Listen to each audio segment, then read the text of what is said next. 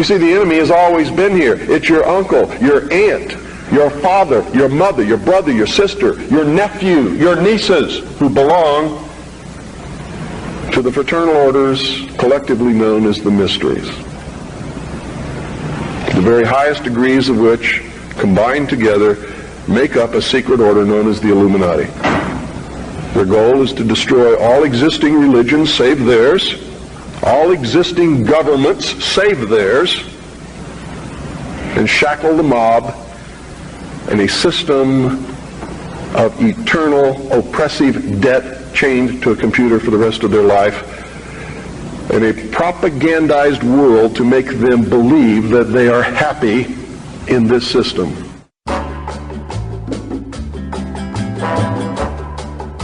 This is Bristol. It's Friday, it's 5 o'clock, and welcome to Not the BCFM Politics Show on the 30th of May 2025, streaming live from a corner of freedom, close by Bristol city centre. And don't believe a word we say. We do our best to share a few flashes of clarity from this Templar port down here in Bristol, turned merchant venturer fortress in Tampon Charlie's empire of lies.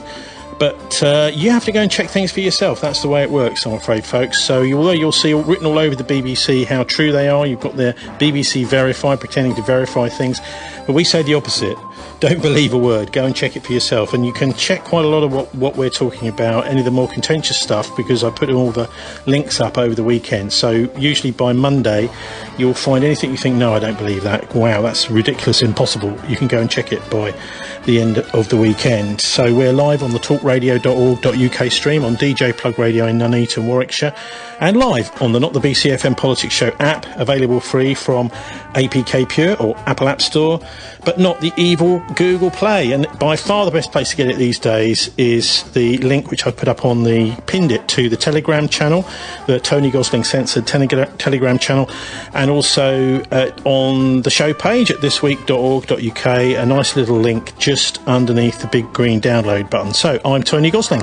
Thank you for turning off the psycho in the corner, gaslighting us with its zero trust psyops, bending our minds with sophisticated distortions and boring us to tears most of the time with irrelevant distractions, puff pieces on the conspirators and hatchet jobs on the heroes, McCarthyite witch hunts going after anyone with influence who speaks up for humanity or against the rentiers. And we had a good chit chat yesterday on the Richie Allen show, Richie and I, about leadership and about how these numpties of cowards and control freaks seem to be being put in charge of everything, and all the decent people, natural leaders on their way to the top, get cancelled. Funny that, isn't it? That's a good way of destroying a country. Anyway, it's not the end of the world, or is it? As we learn, you learn. So helping us navigate the World Economic Forum's Fourth Reich, it's Irish Republican Labour activist Martin Summers, and also joining me in the studio are local residents from housing associations, Emma Reynolds and Julius Abraham. Well, let's start with you first, Julius. You just live literally at the end of the street here. Yes, and, I do. How long have you lived in your property, and what was it like in there? I moved in October 1998. And my housing association is Places for People, and I was so happy when I got my place. So I was at uni and I was private renting. Was it here in Bristol? Yeah, private rented. So I used to live in Harlow, Essex, and I came here for university. Then I stayed here. You like Bristol? Yeah, hence why I stayed. I did.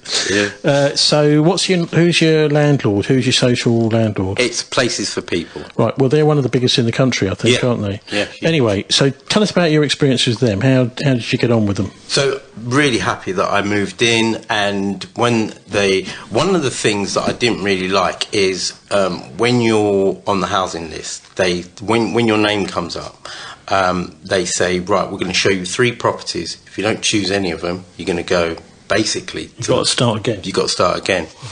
They showed me one property, basement flat. I said, no, I don't like basement flats. Second property, basement flat. Didn't like it. Third one, I said, that's not fair. I said, you keep showing me basement flats. They said, okay.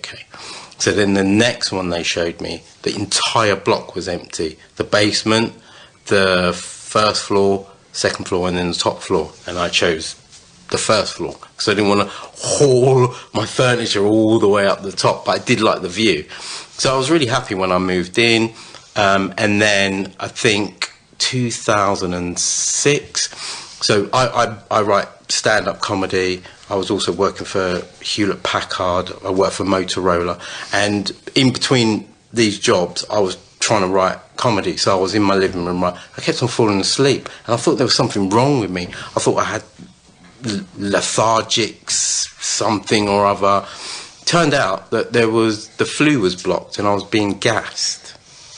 So they hadn't done any checks on that. Cause I mean, No. this is carbon monoxide. Yeah, I was being. So that's carbon very monoxide. easy to check for. They could even put a carbon monoxide detector in your place, and then Yeah. you'd see it was very dangerous. People die of this. Yeah, a few years ago they put one in, but yeah, then they didn't do any checks. So how did how did you find out that that was what was causing it? So they came eventually, a few years later, to check, do the gas check. They condemned it, and they put. And it was like, when there's an accident or anything, they put police tape up. They took the heater out, sealed up all the pipes, and just put tape across it. I said, that's unacceptable. Number one, you've nearly ended my life. And number two, you've made my place look horrible. You've just taken the unit out and they gave me nothing else. So was there they didn't no replace heating? the unit. Yeah, I had central heating, but I didn't have the gas fire. Which you need it in those big flats, don't you? Because it had single pane window, and I do really respect grade 2 listed buildings, keeping the architecture and things like that. So, but there must be a way of insulating a home, bringing it up to the 21st century, without damaging the decor. And I had single pane. It was freezing, absolutely freezing, and I was spending so much on heating. So I complained. I said, I'm going to go to the media about you guessing it. And all of a sudden, you can choose whatever electric heater. So I chose a really expensive one, so I got a really nice one in my living room. But it's still... then I was a little bit naive about legality. I could have sued them. Yeah. Then the cracks started to appear, the cupboards and everything, because we pay a kind of a maintenance service charge. Yeah. So we pay a little bit more on our rent for them to upkeep. And then when I looked at the housing law, they're meant to be proactive in making sure things are up to date, and they weren't doing that. So I showed them that. Then all of a sudden, a few years later, they started updating things. So yeah, they're always behind. It's just all they want to do is it seemed like is to collect the rent. At the present, I've got massive cracks, mould. They've eventually changed the windows now, but that was only a few years ago.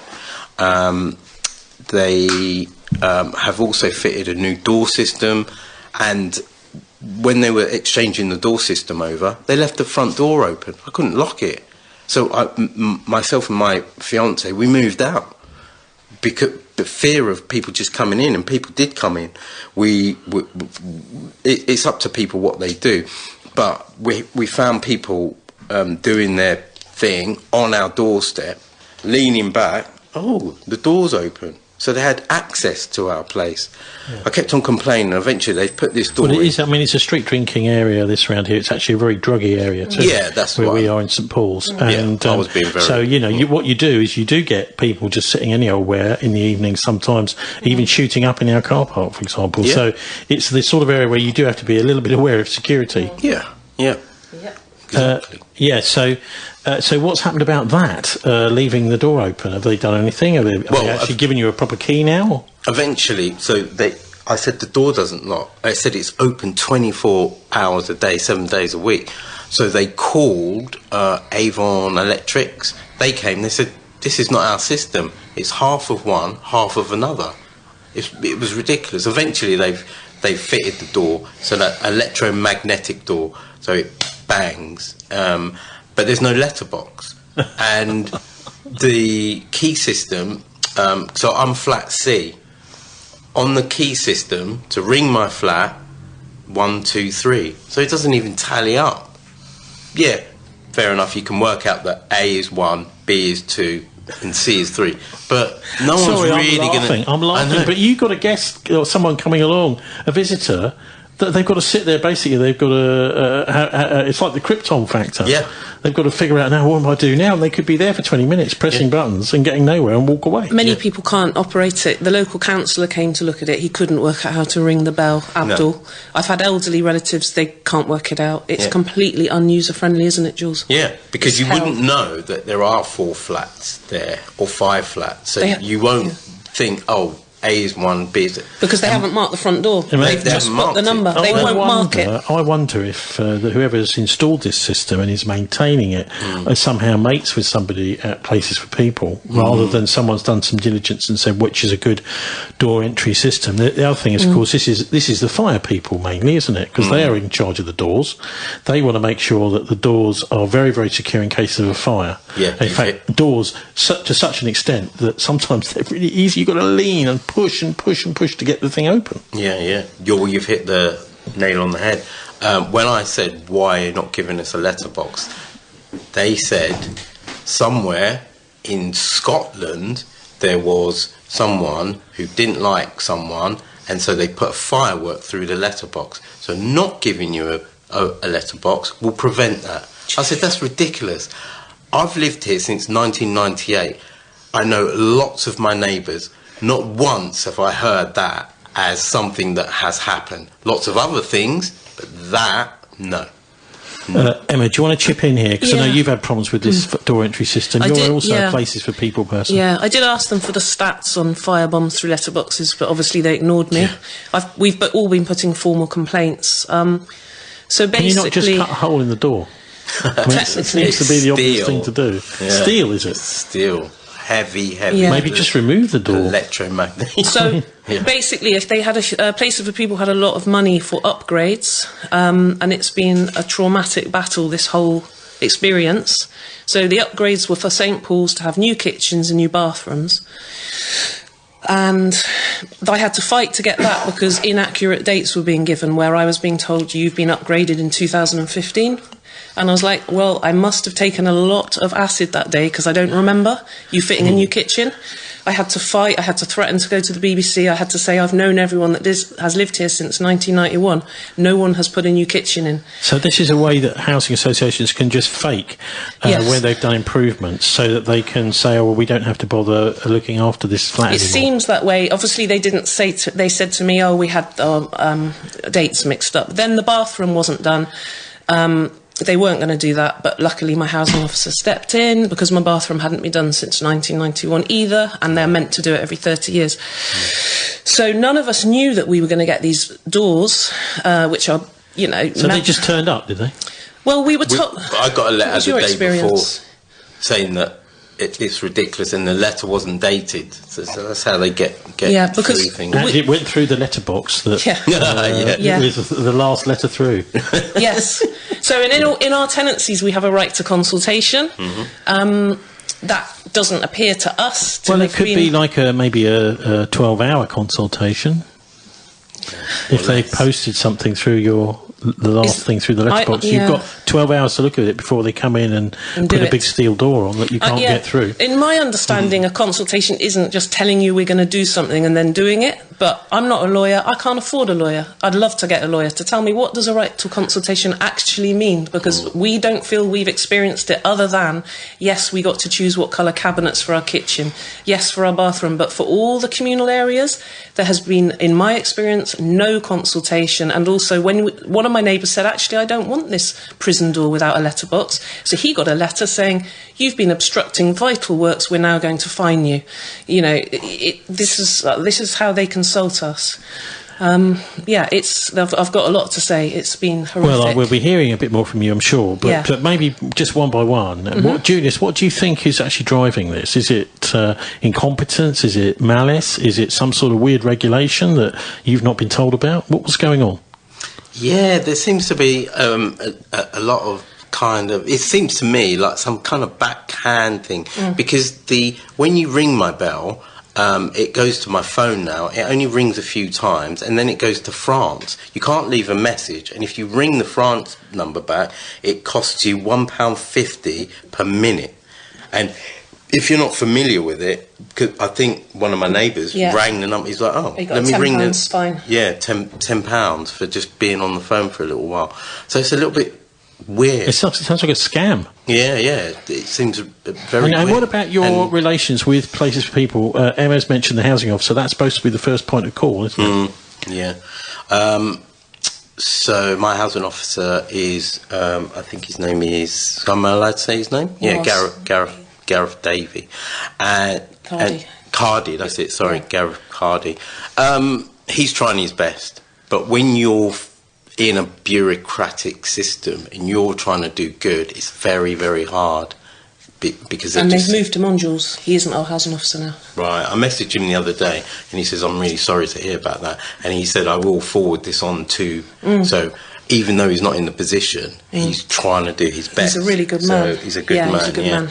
But, one of the things, so my fiance's mum bought us a holiday to Turkey. She felt that her daughter, my fiance, was getting a little bit down, managing the children and everything. So we needed a passport for Eli, and she needed to renew hers. The passports came. Postman couldn't work out. Passports are gold. You can't just put them through the letterbox. They got returned to sender. Then the relationship between my fiance. Hang on, what letterbox? Yeah, what letterbox, exactly. So they tried to ring the intercom and couldn't. So they couldn't just get you the passport. at the intercom, couldn't work it out. Yeah. The postman. So it got returned to sender. Then my fiance's mum is ringing us saying, "Look, if you're not going to go, I want my money back. I spent about £3,000 on you." So we're in this. So the relationship between her and her mum was strained. That's your housing association's responsibility, surely. Yeah. So what we didn't explain is that initially they wanted the postman to have 5,000 fobs to walk around St Paul's with. Postmen weren't keen on that, so they've been given a code, one code for the whole of St Paul's, which they tap in, stepping over drug addicts waiting, tapping it in full view of the street. So that's how they're meant to get in. Just to explain. So are they now doing that with letters? They've got some code to get through the door. So I believe the postmen have got a unique code. It's very, very long. One of the postmen did explain it to me.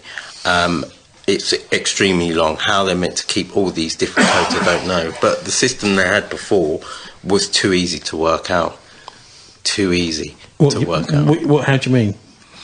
It was a few numbers. Oh, okay. And you could easily work, because when they fitted the door was just the year of when they fitted the door. That's it. 4 digits. And when you press it in, anyone from the street could see. And they still can. Yeah. Very easily. So this is also, there is a sort of another agenda here in a way, and that is that it's much better to use electronic methods, that the post is not the way to do things. The idea is just get on your email. Don't think about sending a postal letter. That's the way you're supposed to do it nowadays. Yeah, well, that's a bit ridiculous. Birthday cards, congratulations deliveries. Cards. They can't be put parcel cards to say, "We missed you." Yeah. No, that's right. No, of course not. No. So we were having Amazon stuff. So I had a little mat for my son to play on, and another mat for when he's in the high chair and food goes down, so we don't want it to get on the carpet, all left outside. Anyone walking past, they're not going to know it's a mat. They're just going to take it, and that's $18.99. So it's over £36, £37. I've paid for something that could get stolen. So what happened with the holiday anyway? I'm fascinated. This is, it's a great, lovely opportunity ruined by your housing association. Yeah. So what happened? 3 days before we were meant to go, they turned up. We had to go that extra mile. So I had to go to the post office. It was shut that day because it was Saturday, Sunday. I then went back on Monday, and luckily it was still there, and the guy gave it to us. I had all identification and everything. Right. But yeah, places for people would have messed that up. Yeah, amazing. So anyway, before we hear a bit more from you, Emma, let's have a listen to a news report, because you're not the only people. All over the country, there's been a 500% increase in the use of the Housing Ombudsman. So something's been going on over the last 5 or 10 years, and actually just over the last few years, with these housing associations. They are being weaponised against their tenants and against their residents. That first smile, that first laugh. Hello. Parents' phones are filled with videos like this. But as Akram's mum filmed her baby boy, she feared something wasn't right. The mould and damp in his North London home seemed to her too much for his little lungs. She clings to them now, like the onesie her son wore the day before he died, on February the 21st. It has its cell, you know. He was 15 weeks old. He was happy boy. He was a blessing. It was hard to breathe there, to be honest. Even for healthy person, not a baby. Before he died, I went there to the GP. But the doctor told me he will grow out of it. She said, you don't need to worry, he will grow out of it. His eyes rolled up, and something white came out of his mouth, so he couldn't respond anymore. This is where Akram spent his short life. His mum, dad, brother and sister in a damp, mouldy, one-bedroom flat owned by housing association Notting Hill Genesis. An official cause of death will not be determined until an inquest in August. Are you convinced that your son died because of the state of that flat? Yes, because the mold and damp. Now we start complaining for a long time, over 5 years. Over 5 years. Notting Hill Genesis told us they're deeply saddened by the tragic loss of Akram and extend their sincere condolences to his family. They say it is a complex situation and are working with the relevant authorities while they conduct their investigations. They say it would be inappropriate to comment or speculate before the coroner has determined a cause of death. For more than 4 years, ITV News has been investigating the shocking state of some homes owned by councils and housing associations across the country. Families forced to live in barely believable, totally unlivable squalor.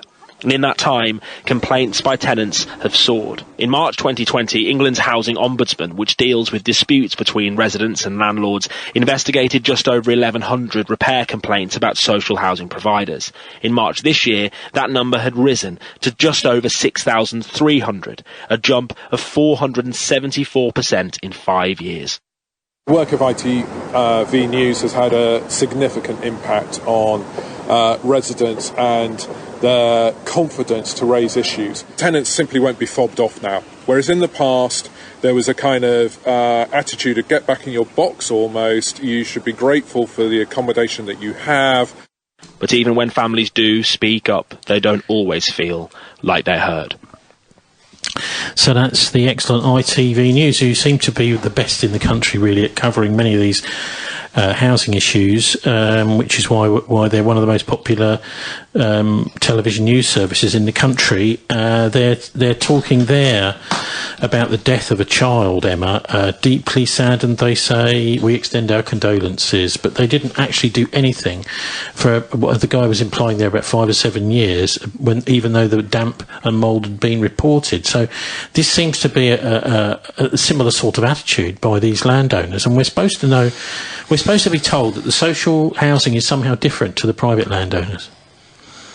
Yeah, I mean, it is different in that it's more secure, and that's a really brilliant thing to have. And I do still feel really lucky to have this after years of private renting. But I have seen a decline, like in the last 5 years, like you say. My new housing officer, not even allowed her phone number, not allowed an email, have to just call the call centre. The old person I had a relationship with, he was a human being. Yeah. And when I first moved in, it was even better, 16 years ago. They actually came and spoke to you, you could call them, they helped you. And now it's like a system that's almost designed just to wear you down so that you give up in the end. It's being dehumanised, yes. Julius. It sounds to me like it's being slowly dehumanised. Yeah, I would second what you're saying. Yeah, housing officer You're meant to have like a key housing officer, so you can tell them your issues, your problems, and then they will go and deal with them or find the right channels. But they don't even check upon you. I mean, you didn't even know that you've got a new housing officer. No, I you didn't. thought it was still Gareth. They don't tell you anything. They don't tell you anything. No, I mean, my landlord is LiveWest, is also a housing association. We've been having fun and games with them recently because they've had this astronomical increase in the service charges over the last 2 or 3 years, up to around about 5-6 times what it was 3 or 4 years ago. I mean, just enormous. And just looking at it, you can see what they're doing. They're only allowed to increase the rent a certain amount, but the service charge, if they can argue that, oh well, there's new requirements, then they can up that any amount they want. So they've just decided to do this as a revenue earning thing. As well, let's just double the service charge. I used to work for LiveWest. Oh yeah, yeah, and it was 21,000. And I was like a service maintenance person because they've got those big vans, haven't they? Yeah.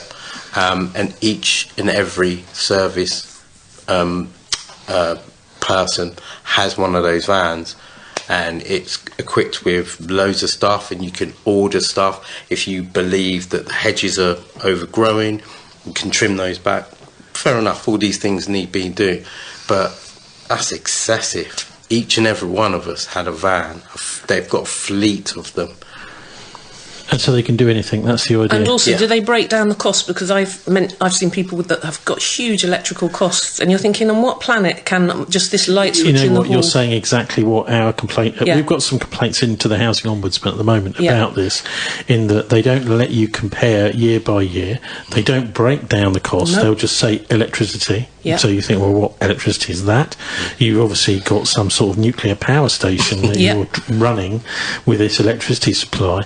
And the latest game they're playing with us is 2019 we had a very horrific fire next door where there was an arsonist living in the house, and for about a year various people have been complaining in that block about him and saying, look, this guy, he's trying to set fire to the place. Can you please get rid of him?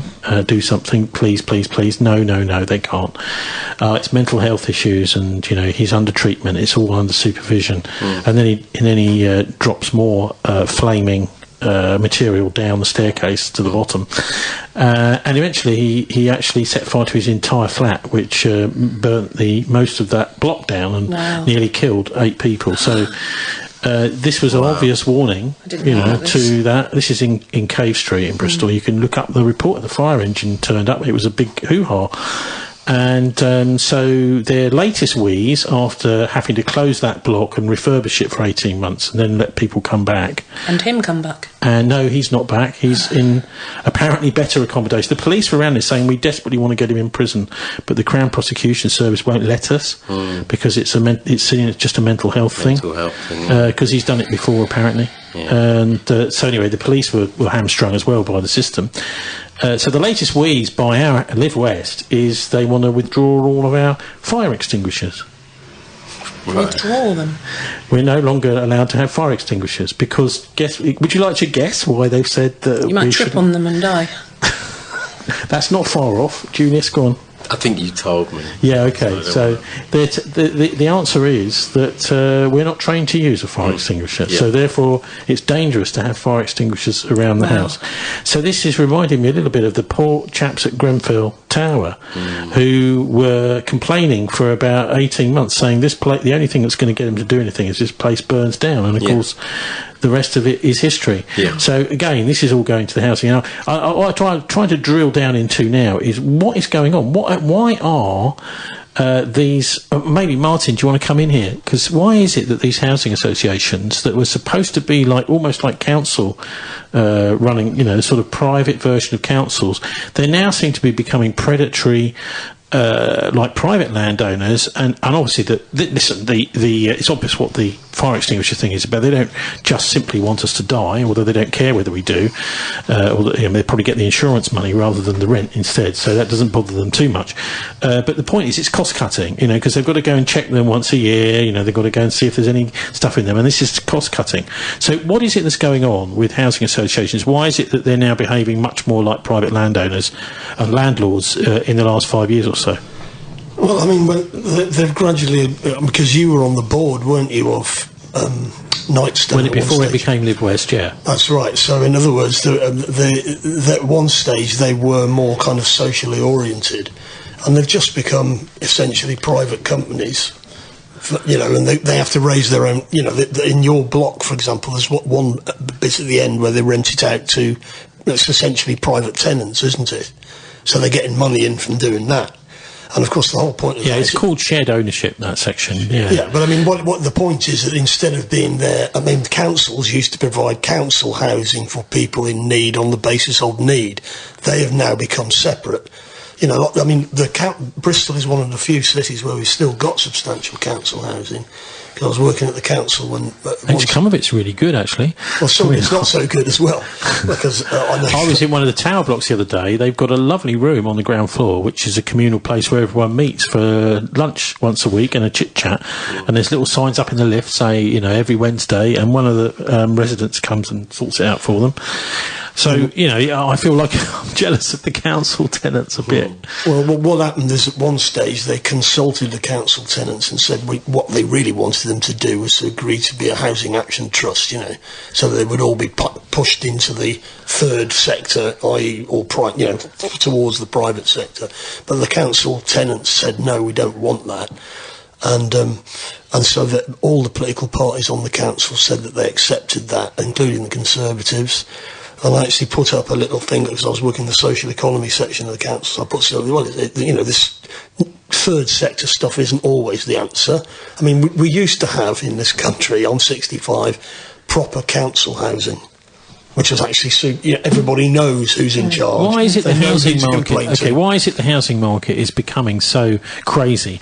I just wanted to share with you some news this week about some small, I think they were in Devon somewhere, a small house builder. They built quite a large estate, about 200 homes. They've just gone bankrupt because they can't sell the homes that they built. So the price seems to be a bit inflated, and people can't afford to buy them. Well, at a certain point, there's going to be a housing crash, isn't there? That's what happened before. Apparently, the banks have now taken on, and the banks are considering just letting out the houses. Yeah, the bank probably rather likes that. Yeah, well, I mean, but what's happened is, but in the most council housing in this country was built in the 1950s under a Conservative government, Macmillan government. And of course, everybody across the spectrum accepted that there was going to be. I mean, poor people can't afford to buy their houses. If you're going to have a hierarchical system where some people earn a lot less than others, at least a third of the population are never going to be in a position to buy a house. So, of course, the council houses were there to create a floor for everybody.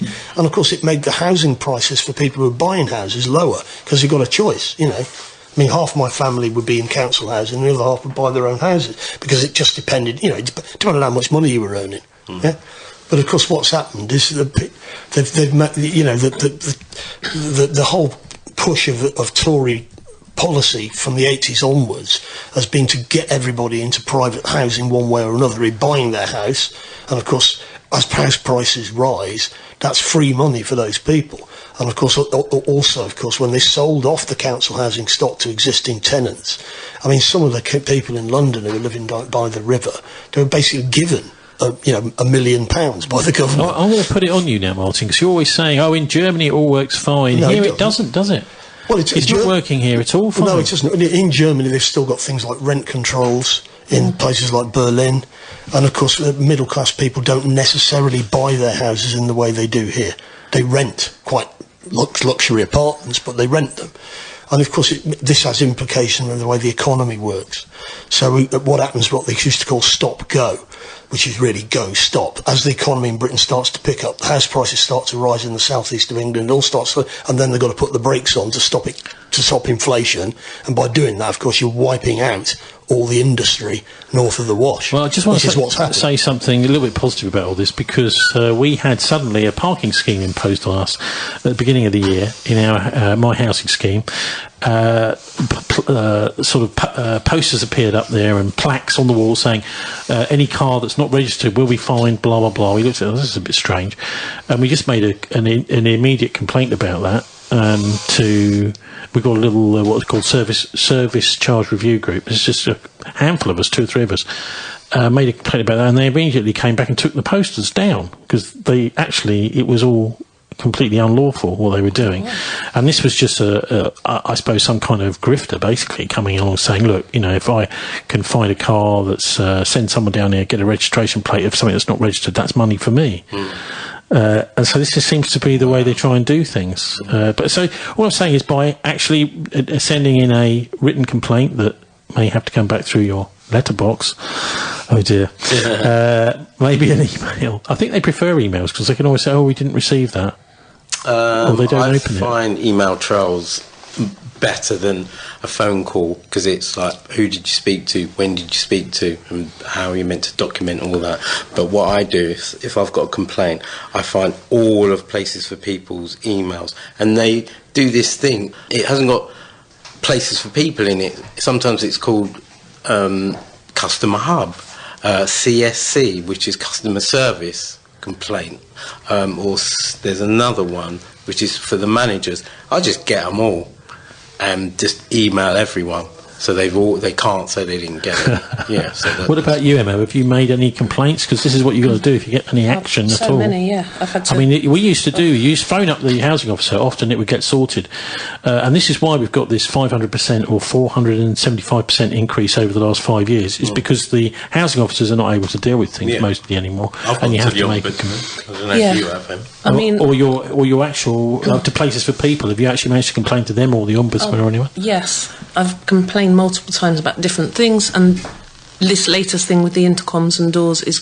currently being processed by the Ombudsman, but Places for People are still going ahead with changing my door on the 12th of June, even though I have a doctor's note saying it's making me feel really unwell, even though all this, they're not listening, they don't care, because they know that it's a year wait to be seen. Right, so you have still got a letterbox, have you, at the moment? Yes, because I've been blocking them changing my door, but they... Can you not change the locks on them, maybe? I'm just thinking about tactics, and also maybe Acorn or someone like that can come along and don't mention them to me. Oh dear, why not? What's up? You tried, didn't you? I tried. I just want to bring it to that thing you were saying about rent caps, and I know that the Labour government are saying they're bringing rent caps. I'm not very knowledgeable about all of this, but it just seems that people can't afford to work and pay the rents in this country, and surely rent caps are the way forward. But what is going to happen with this in this country? Well, I think what's interesting is that the universal credit, which I'm on universal credit even though I'm working, because otherwise I couldn't work. Yeah, exactly. This is the joke. It's, but what they did is, Chakrabarti, who writes in The Guardian, did a very good article about this a few weeks ago. What they're doing is they won't increase the rents in an area, or whatever they are, unaffordable. And it used to be that they would have to pay the rent in that area as a notional part of your universal Is this rent credit. caps for benefit? It's not capping what people can charge. That's right. But I mean, but in any case, the rules used to be for benefits that they would have to pay what the local rate was, and it'd be different in different parts of the country. But what they've been doing now is they've been forcing down the amount that they're willing to pay. So in actual fact, the money you're getting isn't enough to pay the rent, and surprise, surprise, there's been a massive increase in homelessness in the period where this has been coming in. And Martin, this is a terrible mess, isn't it? And it's not getting any better. We all need a roof over our heads. What can be done? Anything can be done? Do we just have to get rid of the government? The obvious thing to do would be to... you could build more council houses. And then, because even now we have 13 years of Labour government. We had Paul Smith, who was here. Yeah. He was trying to do that. He was being blocked not only by the Labour Mayor Marvin Rees, but also by the head of the housing, the officer who was in charge of housing at Bristol City Council. And so he basically just walked. He gave up. He said, I can't do that. And he's now running a housing association in the city. So if the administration is getting our votes, the Labour administration as it was previous to the Greens, based on on this whole idea of building council housing, and then the guy who's put in charge of it, who's quite capable of it, says they're stopping me doing it, and walks. This is being used to gather votes, but they're not actually interested in doing it, are they? Well, the thing is that the system doesn't. I mean, if you build council houses, the people in them are then entitled to buy them. Yeah. Now that's stupid, really. Very. What's the point of building a? I mean, well, apparently people in our housing associations are entitled to buy them. Yes, well, in other words, they don't let them. I've been told that we're not. Well, we are apparently entitled legally, but they just don't let you. Really? That's the way it seems to work, yeah, nowadays. I mean, one of my neighbours was trying to buy their place, and she was told by the solicitor, yes, they should do it. They just don't let you. Yeah, it's rent to buy, so you pay a portion of what it would be for like a mortgage, and then you portion of it for your rent. Well, you could say, I'm in private rented, maybe I should have the right to buy my flat from the people who own it. But of course, all of these things... You might have paid off the mortgage if you've been there for 20, 30 that's years. what I'm doing for the people who own it. Yeah, I'm paying for their pension. What I'm saying is that what needs to happen, because something's got to change. The people's disposable income's going down, and the quality of housing that they're getting is going down at the same rate. We're lining the pocket of the rich who own these houses. And, that's right. It's a landlord-focused system. Yeah, and think about the Duke of Westminster. He's the biggest landowner in the country. Well, think about HSBC. Think about places for people. These are the people that are creaming it, aren't they? Well, no, they're operating within a commercial environment. Yeah. Whereas previously, the council, if it was council tenancy, they're not there to, they're not there to make money. They're there to provide housing. Well, my experience with Nightstone Housing, was on the board of them.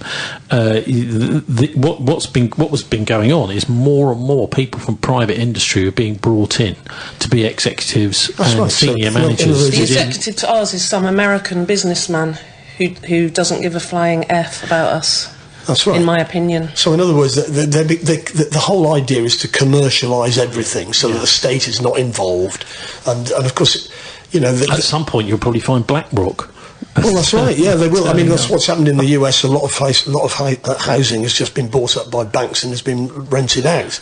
But of course, the housing crisis in the US is worse than here. People live in cars, tents.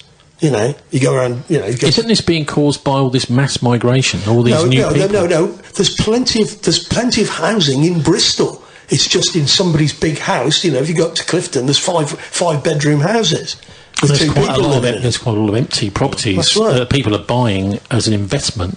That's right. And they're not necessarily even living in. That's right. So some of the tower blocks in central London, and maybe the ones that are going up down here, there's nobody registered to vote in there because they're not locals. They are people, there's Colombian drug lords and Saudi princes buying houses if you're in going to London. Make a difference in your housing association, if you're lucky enough to live in social housing, you can make complaints to the organisation. You can have there's a 2-stage complaint process, the way I understand it, and then if you're still ignored after 2 lots of complaints, which is the usual, then you can then send to the Housing Ombudsman and join the list of the thousands and thousands of increasing people. Is there anything we can do, Martin, to sort of bring these housing association places back into public ownership?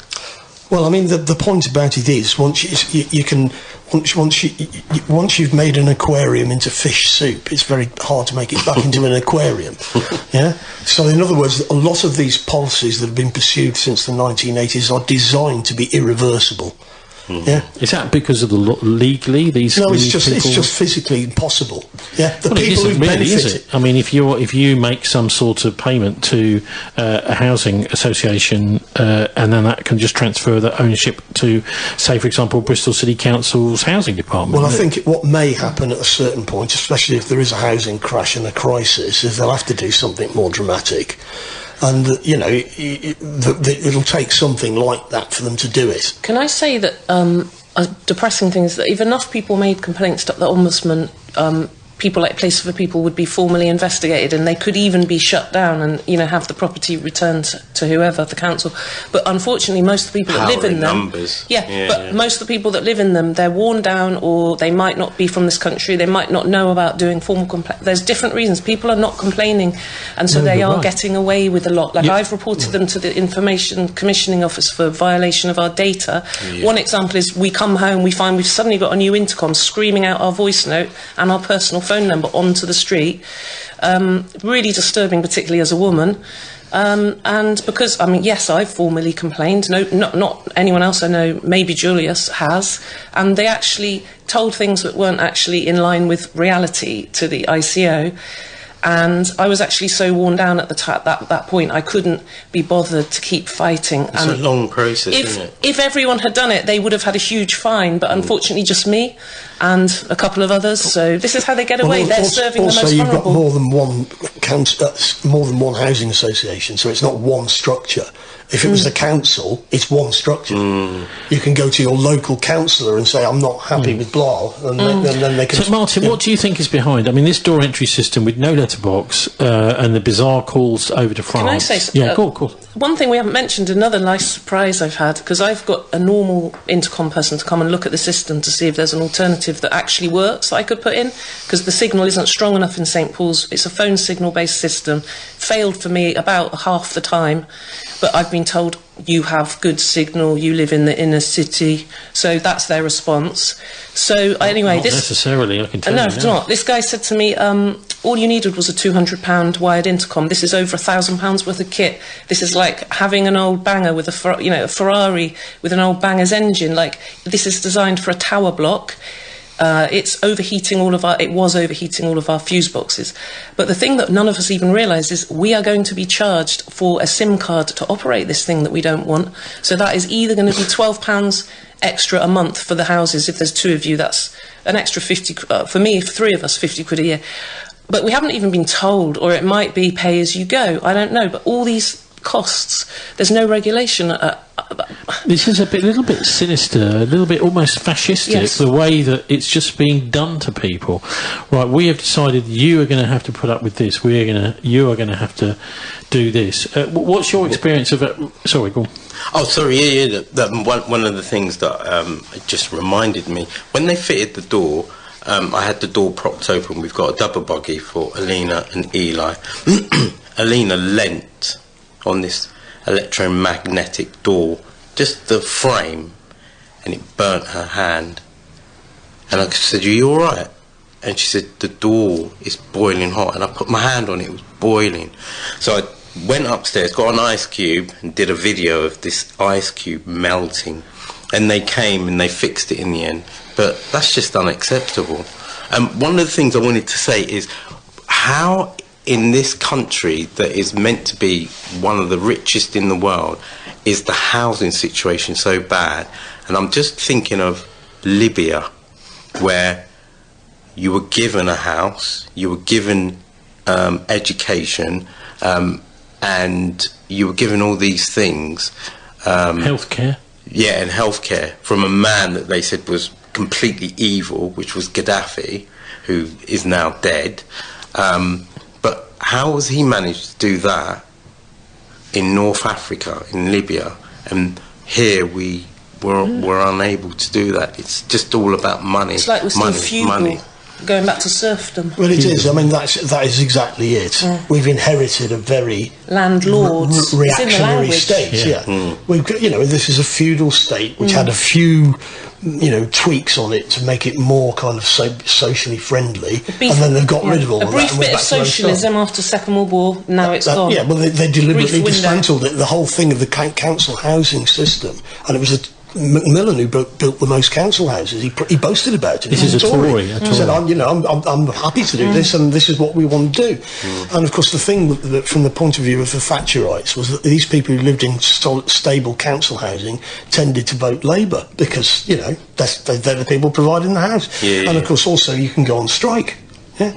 Because they just won't make you pay the rent while you're on strike. And of course what they've done is they've made everybody, it's a social engineering thing to make everybody selfish, focused on their own family, not thinking about anybody else.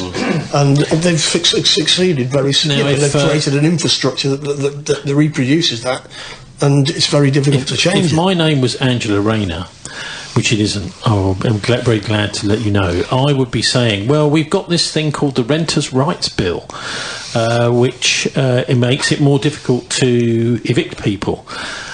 But the problem is that there's nothing to stop them. This is private landowners. There's nothing to stop them upping the rent. If you can't pay the rent, they can still evict you. That's right. So this is called for rent caps. This is where you were talking about rent caps, Martin, earlier this year, within tenancies, as the Land Bill returns to the Commons. It's almost like the Labour Party are taking the mickey, because they're saying we're trying to help you, but they've forgotten the most important thing, which is that a landlord that wants to get rid of you, or else has decided that he wants to get more money in and he can't afford to run the place, because there's a lot of changes in the tax regime that have made it more difficult for buy-to-let landowners, that they can just up the rent and get you out that way. I mean, how can the Labour Party forget that? Well, what it is they're making gestures in the right direction, but they don't want to do anything more radical than that, because it's going to frighten the horses. It sounds to me as if it's the financial markets that are really just telling them we want this. There are things there are things you can talk about and things you're not supposed to talk about. I mean, there was 13 years of Labour government with Tony Blair, and one of the things they could have done is said we're going to cancel this right to buy policy, but they didn't, because it was popular with those who benefited. And therefore they didn't do it. Well, fascinating conversation, and thanks everybody for joining us. I just want to give everybody a last word. First of all, you, Julius, what advice have you got to people who are having problems with either their private landlord or a social landlord like yours? Do not give up. You mentioned that when you were in your property, Emma, you were really happy to be there. Me too. I was so thankful because I was in private rent, and then when I had a little dip in employment from working for places like Hewlett Packard and Motorola, I was thankful that there was this net there for me, because I'd been paying my taxes and things like that, and trying to contribute to society, as they say. And having my place then allowed me to continue and then work for the BBC eventually. But don't feel that you that you owe anyone. Like this should be your right to be in a property and have a safe property. So complain, use the complaints procedures, keep writing, make sure you send emails, don't just ring up and if you do ring up, document who you spoke to. Make sure you document who you spoke to, but an email is there and no one can deny it. Or what date did you send it? Didn't you just look through your emails? And then if you need to escalate it, because it has to go through the process within. You have to give, like, let's say, places of people, you have to give them a chance to put it right. And if you're not happy, go to the Ombudsman. So, yeah, tenacity, I guess. Emma, what do you think? What advice have you got for people out there that may be having problems with their landlord? Well, I can't really speak for private renting, because I'm not sure if there's we'll leave that one to Martin. Very much you can do. We'll leave that one to there are Martin. good private landlords out there, but we've got more security and ability to complain when you're in social housing, so that's a big advantage. And the only advice I'd say is similar to Jules, is to keep going through the complaints processes and get your MP involved. And I will be going to Avon Law Centre once this goes through the Ombudsman. If I'm not happy, I'm not going to be stopping anytime soon. Yeah, and if you want anyone to stand outside the door to try and stop them putting this stupid door on, just give me a call. So I'm only around the corner. Yeah. I mean, I just think this is really crucial. Now, I mentioned Acorn. You was a little bit negative about them. Didn't think they were going to be that helpful. They haven't helped me, but I mean, they've put. I haven't mentioned they want post. It's 30-inch hallway up 4 flights of stairs. It's a domestic hallway, and I'm now expected to squeeze past strangers who want to deliver the post. It's really traumatic for me. I feel completely trapped. I don't want these codes. I don't feel safe. I want my right to enjoy the place peacefully. It's being taken away, and it's making me feel poorly. So I mean, we could sabotage the system. That's what they used to do behind the lines back in World War II. Sabotage. My advice is be awkward. That's when you know you're right and you know they're wrong. Martin, what about you then? Finally, with the private landlords. Well, I don't think there's any easy solutions. My buy-to-let landlords, they're Welsh farmers. They're okay. I do deal with them. Some people never see the landlords because you just deal with agents.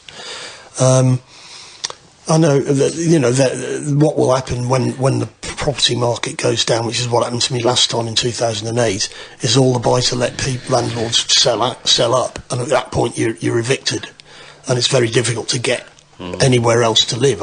It's only through personal connection through the Labour Party that I managed to get somewhere to live in Eastern. Otherwise I wouldn't have been able to do it. It's a nightmare.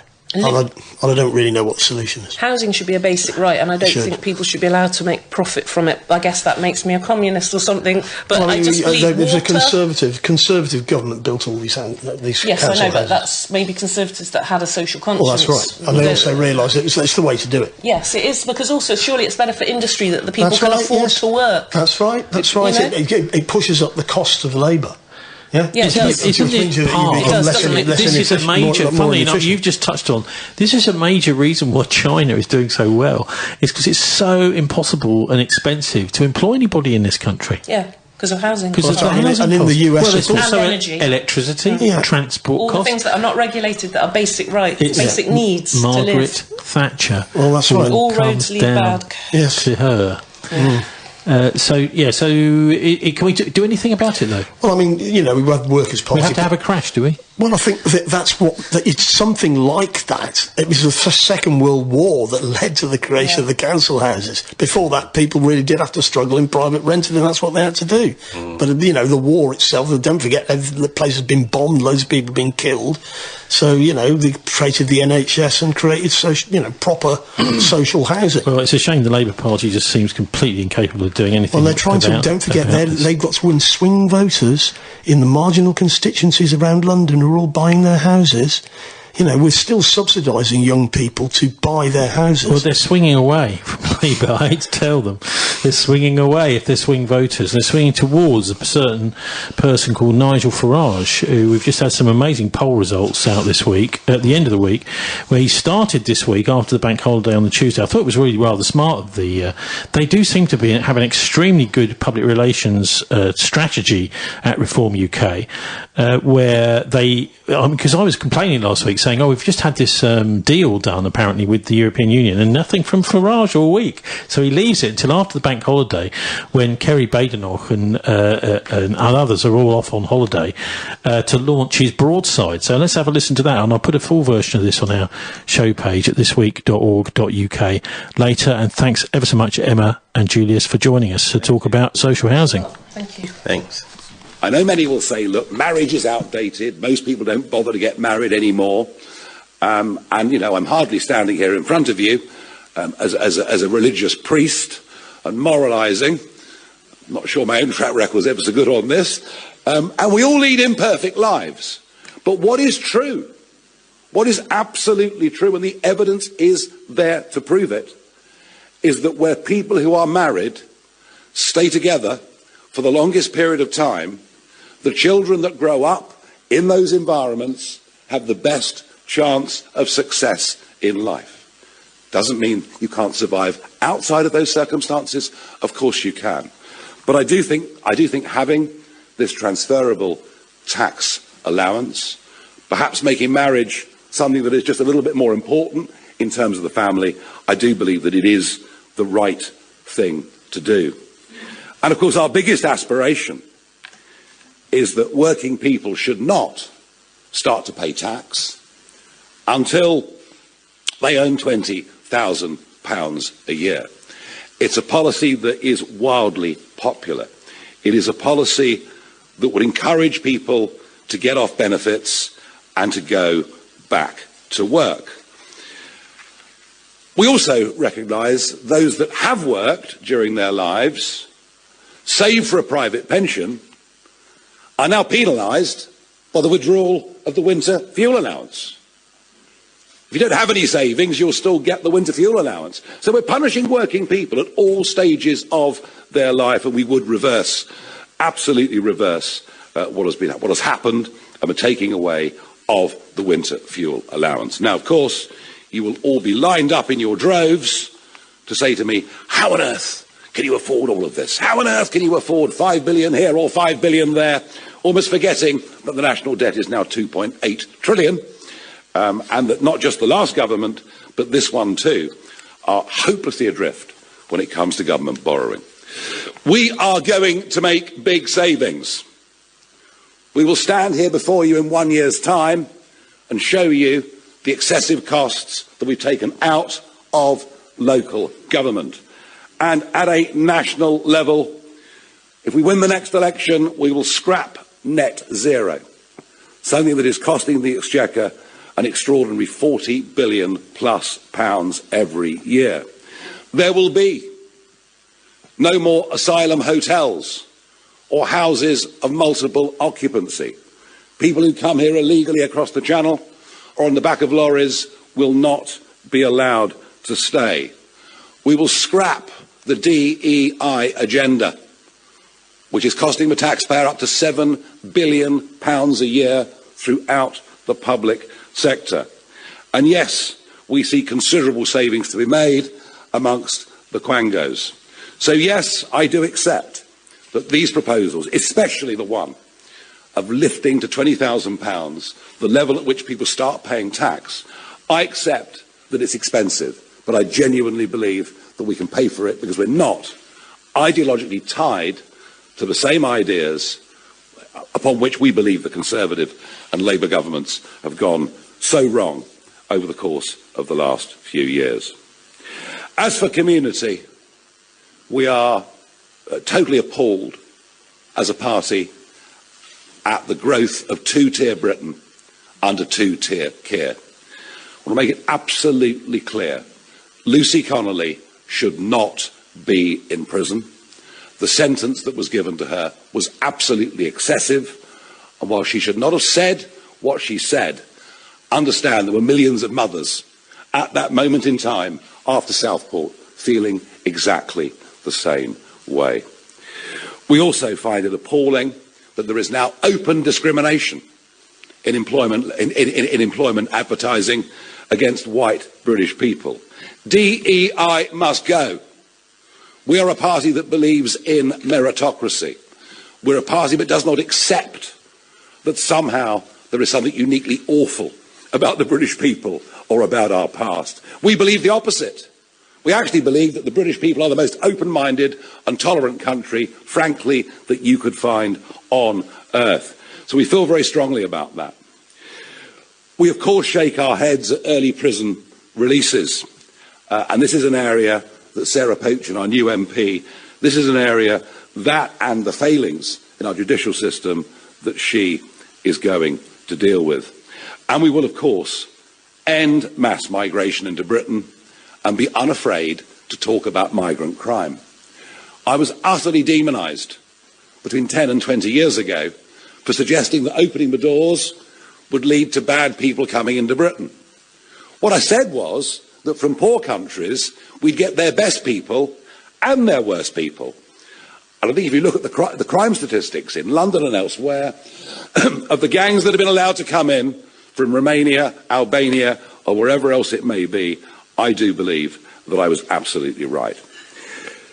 And when it comes to country and a sense of what a nation is, of what national sovereignty is, of what the national interest is, this is where I do personally want to confront the Prime Minister head on. I think what we've seen over the course of the last 2 weeks is who Keir Starmer really is. He absolutely is the globalist. He absolutely is the person that bows down to this concept of international law in the face of courts that are either horrifically outdated or, frankly, wholly illegitimate. And yet that's what he believes in. The EU reset, which starts to align us back with EU law, not just that exists today, but that comes in the future, that brings the European Court of Justice, back into our lives, that is a total sellout and something that he promised he wouldn't do. There is much more to come out about defence. We haven't yet heard the full extent of the defence package. And yes, of course, you'll say to me, oh, well, Nigel, fishing is only 0.5% of our GDP. Well, of course it is. We've destroyed it over the course of the last 50 years. We traded away what was ours when we first joined the common market. And as I think the only MP with a vested commercial interest in fisheries, which I do, I can't even tell you what this surrender means. The leaders of the French fishing industry associations have said they can't believe their luck.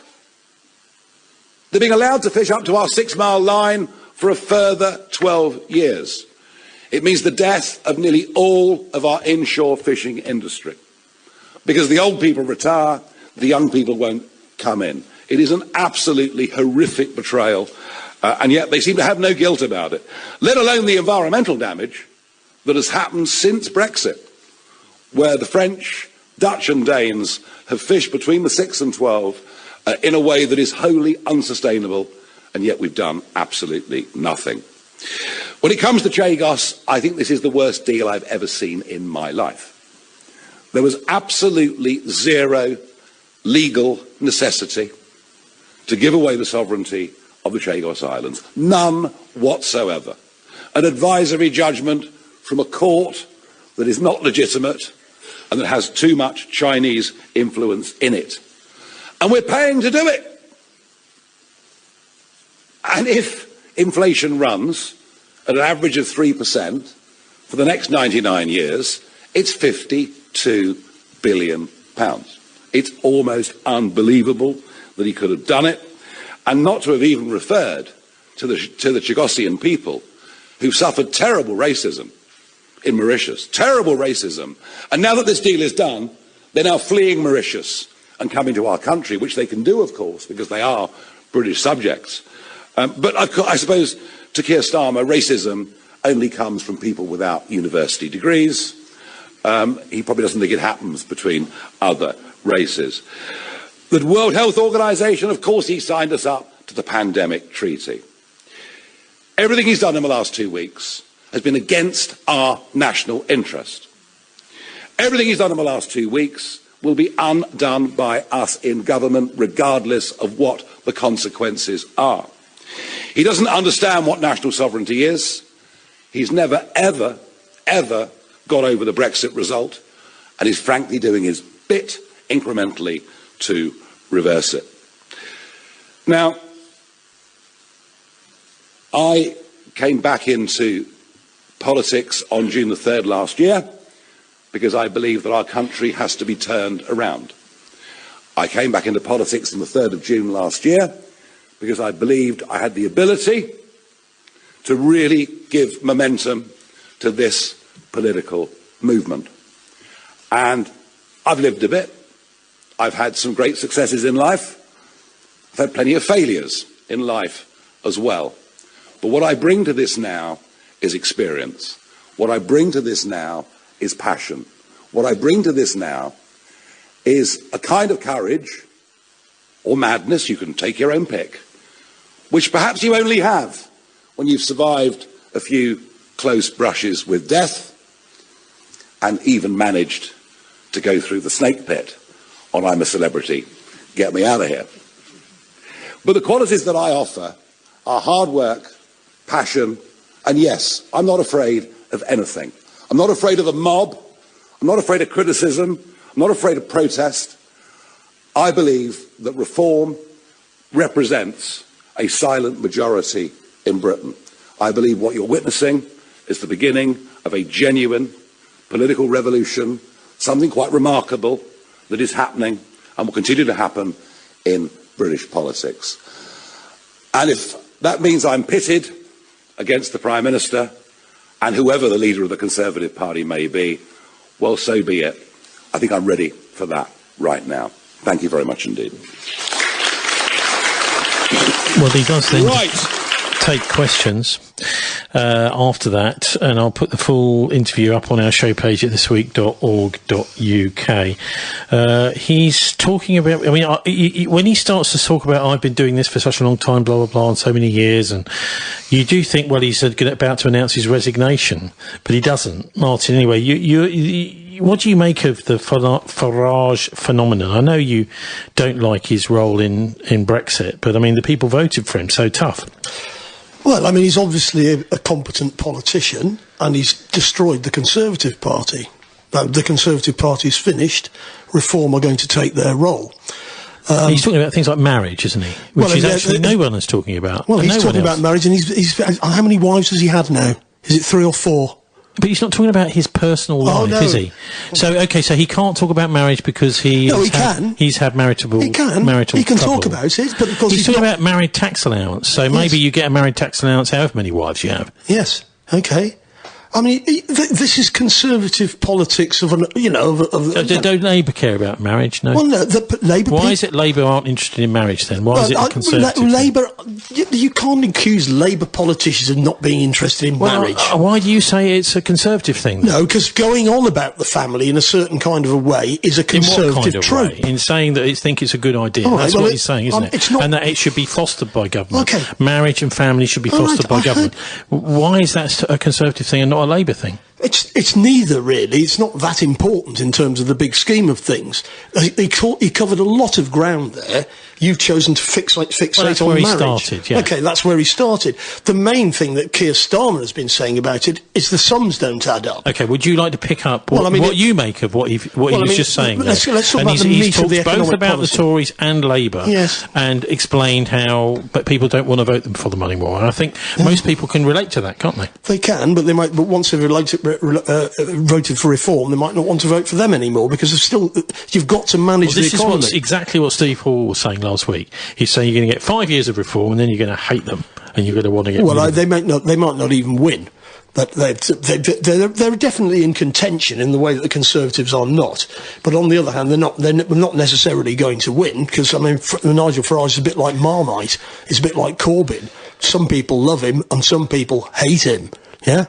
There's lots of ethnic minorities who will never vote for him, whatever he says. And there's lots of ethnic minorities that do. Some will, but many will not. So what would you project into the future then? Because there's a new poll out today, actually, which is looking at what a parliament, if there was a general election tomorrow, what it would look like and what the various swings would be. Yes, I mean, a general election is 4 years away. Let's make that clear.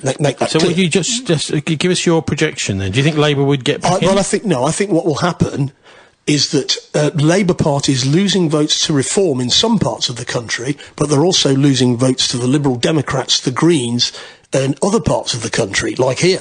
The Labour Party is finished in Bristol, really. So do you want to give us your rough poll? Because the poll's out. If you can guess it before I'll tell you. I mean, they're on about 29%, aren't they? Labour's on about 20%. Lib Dems on about 15%. But if you add the Labour vote to the Lib Dem vote, that outvotes reform. And in a proportional system, they would never form a government. They may squeak home in first past the post if the rugby ball bounces right. Let's just have a look. They haven't got 50% of the vote. Let's see if the poll agrees with you. So if you have a Lib Dem Labour pact, could they beat reform? What they're predicting now is that Labour, if there was a general election tomorrow, would get 160 seats. Lib Dems would get 79 seats. So that is 240 seats, which would be more than Reform, who are predicted to get 220. So we could be looking at a Lib Dem Labour pact to keep Reform out. That's right. That's what I would predict will happen. And do you think that? Yeah. Do you think that's I suppose that's actually the role of the Lib Dems, isn't it? They did it previously with the Conservatives, is to make alliances with Labour and Conservative in favour of the global financial elite. Well, it's not just in favour of the global financial elite. It might be in favour of a social policy on housing, which the Reform isn't interested in. Also, anyway, it's interesting. The figures are quite interesting. I'll just run through them. Yeah. They're saying that Reform, if there were a general election tomorrow, Reform would get 220 MPs. That's up 215. So they've only got 5 now. But there's been a massive swing towards them amongst the voters from the local elections and from this poll as well, which has been taken since there earlier on this week. And I'll put a link up to it all so you can see whose poll it is as well on our show page later at thisweek.org.uk. So Labour, so you've got Reform at 220, Labour are next at 160, which is down 251, which is going down much faster than Reform is going up even. I suppose this is the honeymoon period is over for they're losing votes on the left as well. That's why the Labour and the Party Conservatives have already lost most of theirs at the local elections and of course at the general elections, so they're only down 16. The Conservatives are around about 105 MPs, Lib Dems 79 MPs. They're increasing, but so they reckon up 7 MPs. SNP are going up considerably, that is to 43, that's going up 34, and the Greens apparently will get an extra 2 MPs on the current polling, up to 6 MPs. So that gives you a pretty clear idea that there's been an enormous great swing really over to Reform, and it's carrying on. And the reason for that, it seems to me, is that Farage is winning the PR battle. I mean, he's done this amazing job in talking about, as he was about the benefit, getting rid of the 2-child benefit cap. Well, that's interesting. Let's pick that up. And the winter fuel allowance. Now, everyone's criticism of it, and we're going to hear some in a minute, is that you can't afford to do this, Martin. Can he? No, he can't. What will happen over the summer is that the Labour rebellion against the 2-child cap, because what's happened with Farage is the same as happened with the National Rally in France. They've started to move to the left on policies to try and win over former Labour voters. Now, this is the definitive end of Thatcherism. I feel like saying to Farage, so we want to renationalise the water industry. Jolly good. What did you say when Margaret Thatcher privatised it? Oh, you were all in favour of privatising it, but you've now decided to renationalise it. Now, isn't that interesting? Well, quite a few people, I think, have changed their political views over the last 50 years. That's right, capitalism is on the way out, Tony. Even Farage can see it. Yes, maybe, yeah. And that's what the Labour Party needs to do, is say capitalism. What will happen over the summer is there's going to be a massive rebellion on the Labour benches against these benefit cuts, because Farage has opened the door to it. And then what will happen? This is very clever politics, isn't he? He's playing. It's very unexpected. This, well, no, and he's filled a gap, which loads. I mean, the Conservatives couldn't fill that gap because they're the ones who decided to put the 2-child benefit. Yeah, but they can always backtrack if it means they're going to win more votes. Well, don't you think? Do you not see admire Farage's ability to get popularity and get voters? When he says something right, I will agree with it. Of course we should abolish that 2-child cap. It shouldn't have been brought in the first place. It's an outrage. It's one of the main causes of child poverty in this country. And the Labour Party... Both Labour and Tory are behind it. Yes, because they're both in... So they're both in hot to the City of London. Farage is also in hot to the City of London. They've left an open goal to Farage, haven't they? Yes, well, the point is the Labour Party needs to pick that ball up. Yeah? And then we've got to talk, what we really need to see, I'd be really serious when Farage says, you know how we're going to fund this? All that stuff he's saying, well, we're going to get rid of local council waste. That's ridiculous. The austerity on local councils over the last 30 years has been criminal, and we're not going to be able to save any money. What we need to do is raise taxes on people like Nigel Farage. Now, if Nigel Farage is man enough to come out and say, yes, we want to do all these things and we'll have to raise taxes on people like me, you'll vote for him. I might be convinced to vote for him, but since he's not saying that, I won't. Okay, fair enough. Well, anyway, his main target, even though, of course, he's already really beaten them in the polls, seemed to be the Conservatives in his speech. He was criticising Starmer, obviously, because he's becoming the leader of the opposition at the moment, even though he's only got 5 MPs, at least in them. And I was quite, by the way, absolutely horrified, really, to see the BBC not have anybody from Reform on. Question time. What are they playing at? They have the Liberal Democrats on there. They have Labour and Tory MPs, but no Reform, even though Reform is way ahead in all the polls. So the BBC are going, oh, actually, we don't really like Reform. We don't really want Reform on. Now, look, whether you agree with Farage or not, and there's much to disagree with him about, you should at least allow their MP onto something like Question Time. What I like about the Reform people, although I do think that Steve Hall's right, that the whole thing is a bit of a City of London con, is that they burst this uniparty bubble in a similar way to Trump has done that over in the United States.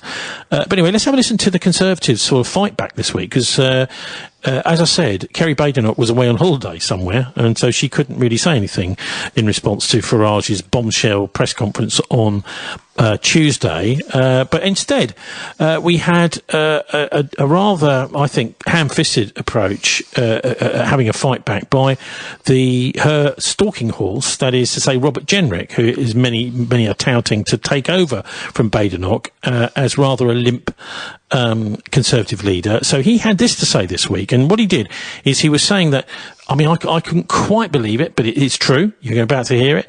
Which is, he's saying that many of the country's problems come from fare dodgers on the tube and on the train. So he went on the tube and he went on the train to see what it's like trying to get the fares off people that dodge the fares. What prompted you to sort of embark on this one-man vigilante mission against London's fare dodgers? Well, I was fed up. I saw people dodging on the tube when I was down in London and elsewhere in the country. And I felt that ordinary people who were paying for their tube or public transport, you know, doing the right thing, were made to look silly or foolish by these people who were flagrantly breaching the rules and nothing was happening about it. And so, you know, whilst in politics you do speeches, you do urgent questions in Parliament, and that's important, that's my job, I felt sometimes you've got to get out of Westminster, listen to the public and shame the authorities into action. What is this a sign of? Because in the video that you've done on this, you link it to shop theft, you link it to the tool theft, you link it even to the existence of weird Turkish barbers, as you call them. Is there a deeper problem here that you're trying to highlight? Yeah, I think this is one example of many where the fabric of society is being torn apart, is being shredded by small acts of law breaking, sometimes actually very serious ones. Whether it is graffiti, it's people on the tube playing loud music without headphones, whether it's mobile phone theft, tool theft, shoplifting. Many of these things are on the rise at the moment, not just in London, but across the country. And we've got to see the state, the authorities, stepping up and taking action. Because I subscribe to the broken windows idea that if you allow one small act of law breaking to take hold, many more people will join in, and then some of those people will go on to commit more serious offences, and the issue will just get ever worse, and it leaves the rest of society feeling that the public realm isn't the safe and clean place that they want to live in, and as if the rules just aren't being applied equally. And so I wanted to highlight this, but it's one of a number of issues that I've been taking up, whether it's tool theft, for example, where tradesmen's vans are being broken into and their tools are then being sold in plain sight at car boot sales across the country, or litter, where you're seeing that, fly tipping in particular, increasing in many communities. We've really got to see everybody step up and take action. What do you put that down to, Mr. Jenrick? Because, of course, the rules need to be enforced, but we ultimately, we rely on people to do the right thing. And what you're saying is, increasingly in this country, in Britain today, people are choosing to do the wrong thing. Why? Well, I think it's partly because the authorities are just not taking action against some of these so-called small minor crimes, and I just don't think that they are minor crimes. I think that they contribute to a broader picture, and some of them are having a very profound impact upon people's lives. You know, shoplifting, for example, even people who steal small things. You know, this is having a big impact to the point that it's costing everyone more money in rising prices, and it's making particularly independent shops lives impossible. And in tool theft, breaking into a tradesman's van has a massive impact on their life, their livelihood. I've even met or read of tradesmen who have contemplated suicide when they've woken up and found that their tools have been stolen. So these things are actually very serious, and I don't think anyone, whether it's politicians or the police or the courts, should be considering these to be minor crimes. I think they should be taking action against them. Transport for London prosecuted nearly 20,000 people for fare dodging last year. They've increased the fines for that offence. They're spending £22 million on cracking down on it. This idea that the authorities are turning a blind eye, it doesn't match up to the facts. Well, I don't think that's right at all, frankly, and I don't think your listeners would agree with you. If you take the example you've given of fare dodging in London, TfL's own statistics show that 1 in 25 journeys are not being paid for, that's costing other users of public transport about £130 million a year, which just drives up fares. I suspect it's much higher than that. As you've seen from the massive reaction to the video I've done today, many people across the country have seen this in their daily lives, and it drives them mad. Just when I was at Stratford Tube Station for about an hour on Saturday morning, I saw people probably every couple of minutes doing this. So I think these problems are much more prevalent than you might imagine. So that's the contender for your vote from the Conservative Party, Robert Jenrick, out and about with his video camera in London, explaining why the fabric of society, Martin, is being torn apart by fare dodgers. Well, as I said while we were listening to it, Ken Livingstone's original fares fair policy was reducing fares to £1 for everybody moving across London, and ultimately the goal was to make it free.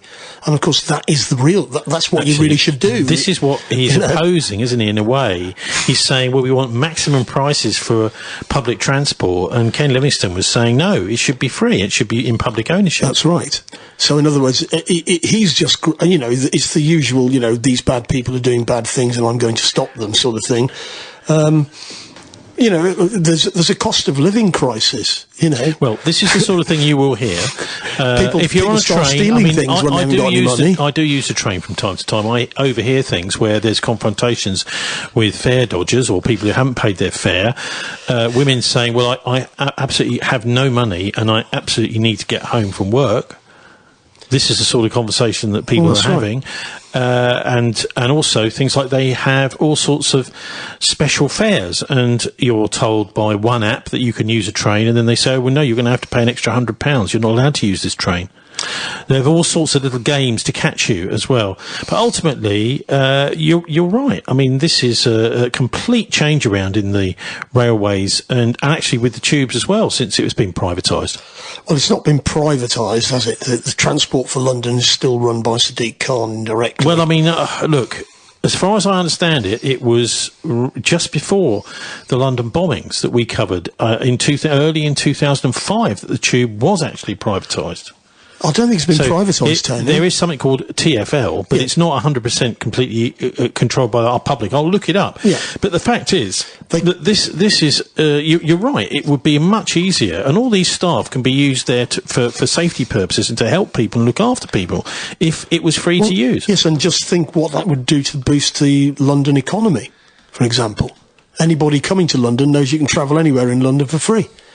It's actually, Think what it would do for as it did in the 1980s under Ken, less serious accidents on the roads. Well, thousands of less serious accidents. And in actual fact, lots of people just dispensing with their car. They don't want a car because anymore. what Ken Livingstone had, he had the business rates on the City of London, and of course they're fantastically profitable businesses in the City of London. A small increase in the business rate gave you a huge slush fund to do anything you wanted, and it's perfectly feasible to tax the City of London to pay for something like completely free public transport. But that's way outside the mindset of something like Robert Jenrick.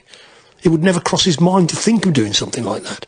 Because it's, money's money and we've got to pay it and everybody's got to pay so TfL, you're quite right. TfL does own it. It is a public, but the operators are private. Yes, so in other words, they brought... What should happen, it should be run as a public utility. Yeah, that's what and of course they didn't allow competition on the roads of London. Everywhere else they brought in competition, so Stagecoach took over. They didn't dare to do that in London because it would have been totally chaotic. So they couldn't do it. you're reaching the limits of free market possibilities here. Well, this is why so many of the rail companies are now actually one by one returning back into public ownership. That's right, and they should never have been in private hands in the first place. I mean to say the fares are going down because the people, as we've discussed on this programme several times, including with Andy Hudd, who's the vice chair of ASLEF, the train drivers union, the people that take most of the money that you're paying for your rail fare are, guess who?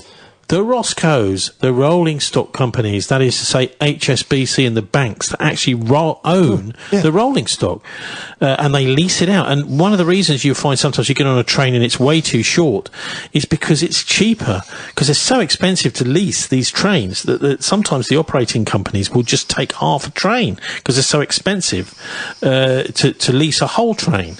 So none of this makes any real sense, Martin. And of course, this is one of the reasons they're driving people into their cars the whole time. Yes. Well, it does make sense in terms of making money for those who are behind the whole programme. I think this is where Farage is going to have to, if Farage was to start talking about, the reform of capitalism, increasing taxes on people like him, nationalising water, electricity, this isn't conservatism of a traditional kind, is it? It's like national socialism, if that's the direction he wants to go in. But of course, I actually think he's a city boy, and at the end of the day, the people paying for his party, because of course they get loads of money in from wealthy individuals, they will never allow that to happen. They're not paying for Nigel to renationalise everything. Well, it could be that Reform get in and that we just get the same old nonsense, just as we've had in this city with the Greens, just selling out straight away. Look, the poll I gave you just now was earlier this week. Today's Daily Express has got a poll on, to see who it's from, Electoral Calculus. They say their poll of polls has Reform UK at 30%, which is what you were saying. They're calculating that it's enough for them to get a overall majority, actually, rather than allowing anyone to... Just let me go through the figures, Martin, and you can comment. For the first time ever... so that's just today's poll. That's just out today.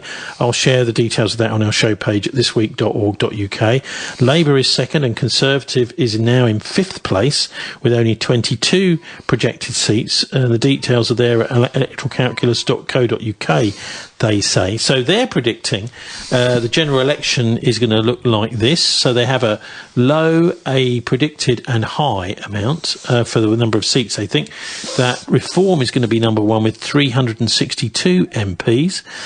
Next down the line is Labour with 136 MPs. Then it will be the Tories are completely out of the picture, basically, because the Lib Dems will have 62 seats, Conservatives 22, SNP 38, roughly the same as the other ones. So this is today's poll is saying that they won't have to even a pact of Tory, Labour and Liberal Democrat and SNP together won't be able to stop them. Well, it depends how it plays out in first-past-the-post elections, yeah?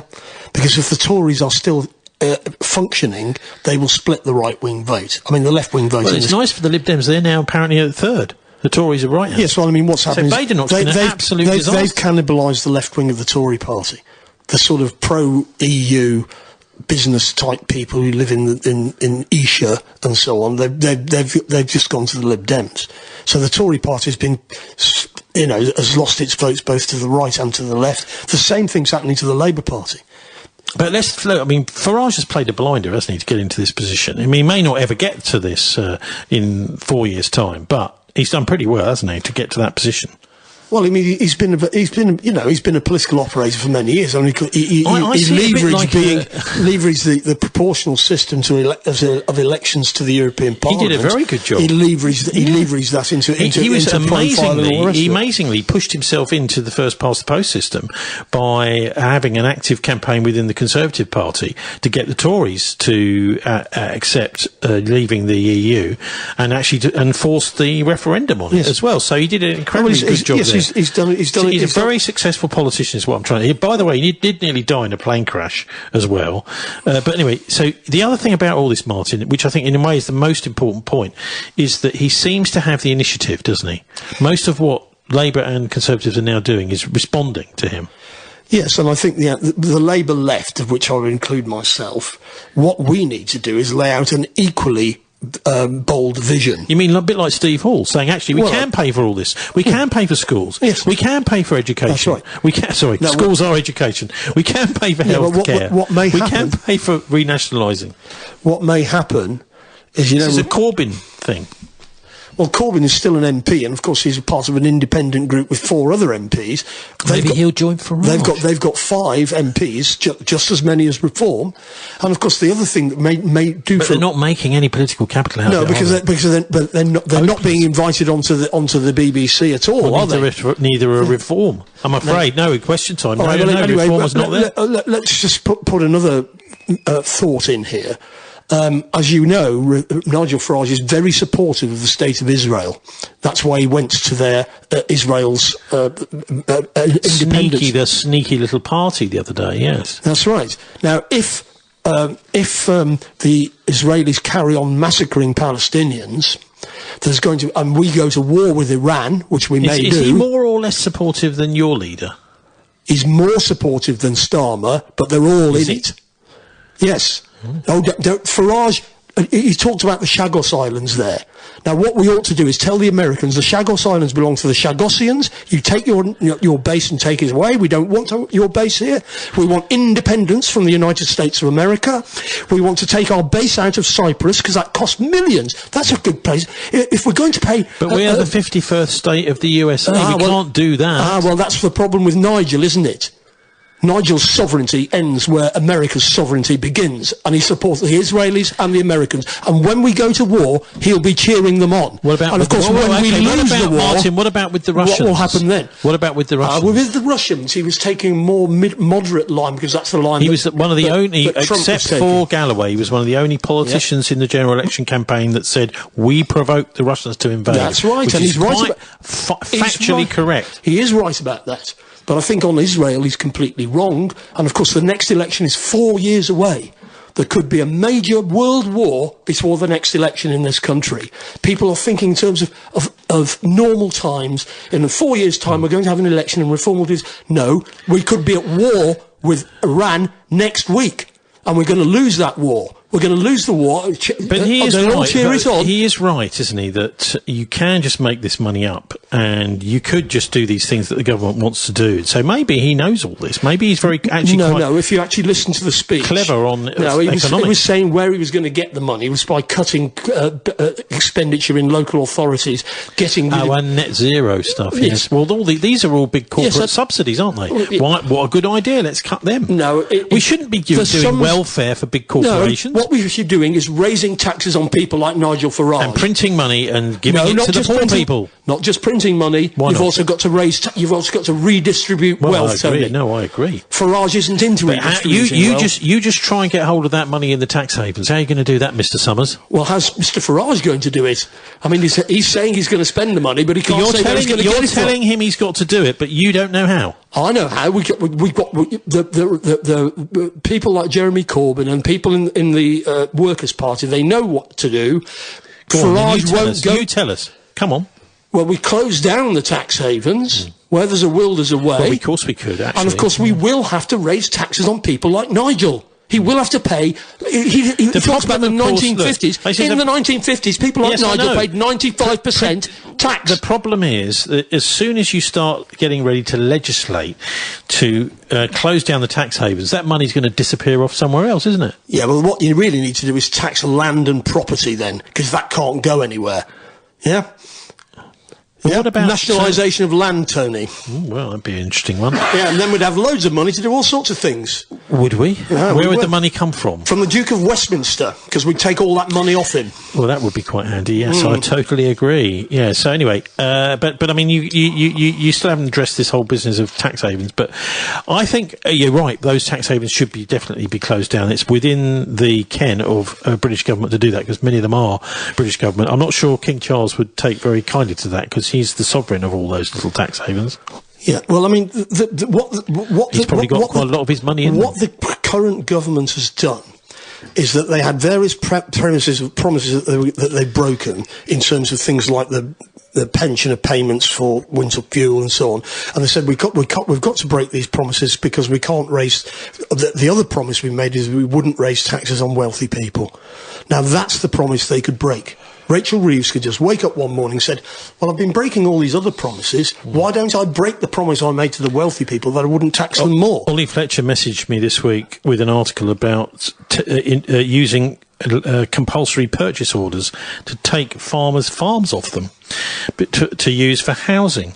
So the idea is that you would only get the value of agricultural land, but that land would then be given to a housing developer, probably a bank or a big financial institution of some sort, and it would escalate the value of it by millions. So that's another way that they're kicking the farmers. I mean, it just seems to me there's nobody out there that's actually got any sensible social policies. Look, I know you want to come in, Martin, but let's have a listen to your boss or your leader, Keir Starmer, and yesterday it took him 48 hours or more to actually respond to Farage. And like I say, it's like a chess game. This is just him responding to Farage. He's absolutely unable, it seems, to take the fight to reform, which is why he's losing. So let's have a listen to Starmer now. And I'm proud of every aspect of our economy, everything that we do across the country. And that's why I've always said I will fight for every job. I know how important a good, well-paid job is.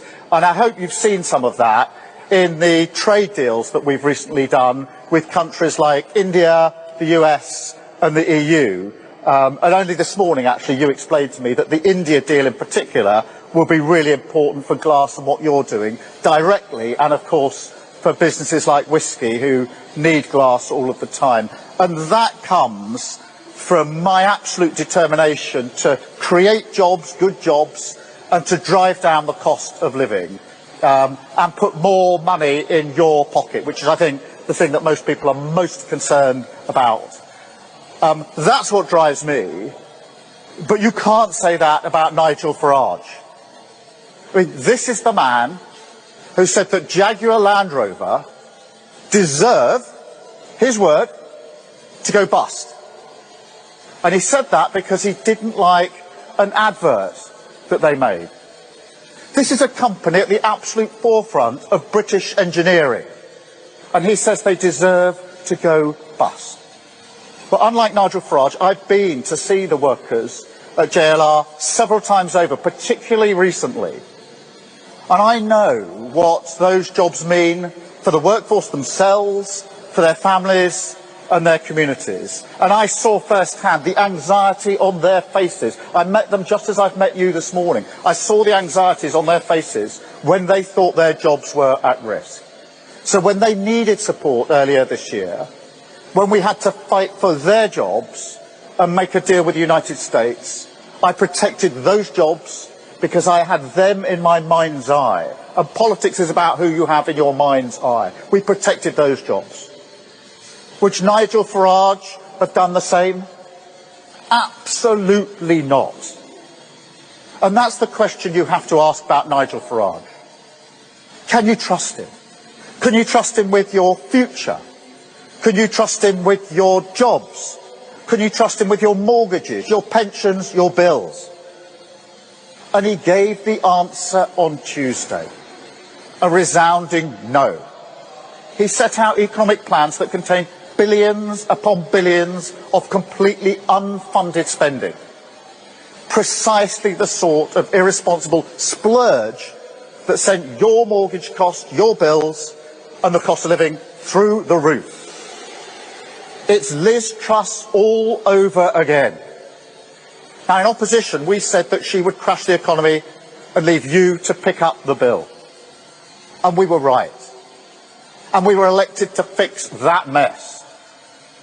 Now in government, we're once again fighting the same fantasy, this time from Farage. The same bet, in the same casino, that you can spend tens of billions of pounds on tax cuts without a proper way of paying for it. Using your family finances, your mortgages, your bills as the gambling chip on his mad experiment.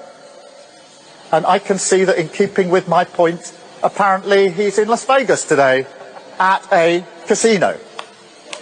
And it's not a surprise, because he said that the Liz Truss budget, in his view, was the best since 1986. That shows his judgment. It shows what he'd do. And the result would be exactly the same. Now, I'm not prepared to let that happen. Labour's plan for change has stabilised the economy. Growth in our economy is at the fastest rate in the G7 this year. 4 cuts in interest rates. That means mortgages coming down. And a pay boost for 3.5 million low-paid workers.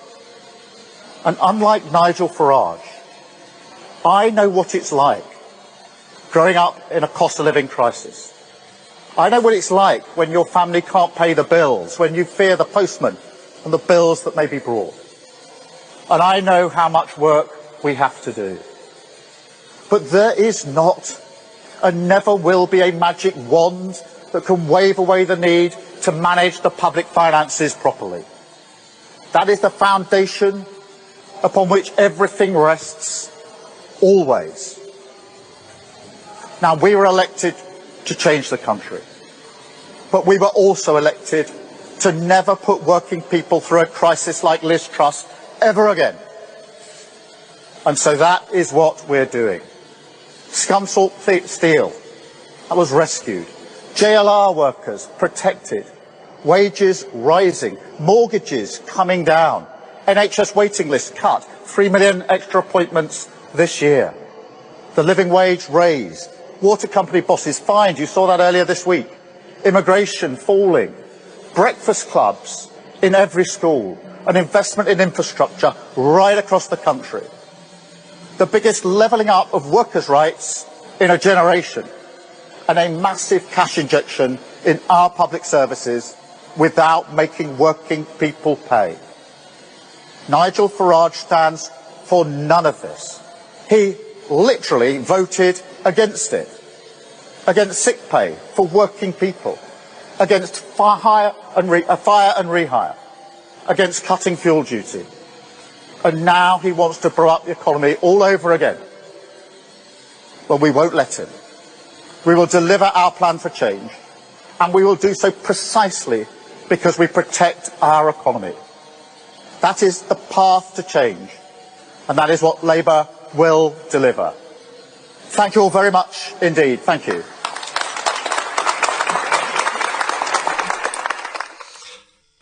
Well, he's picking up on the obvious flaw in Farage's strategy, which is he can't cost it through.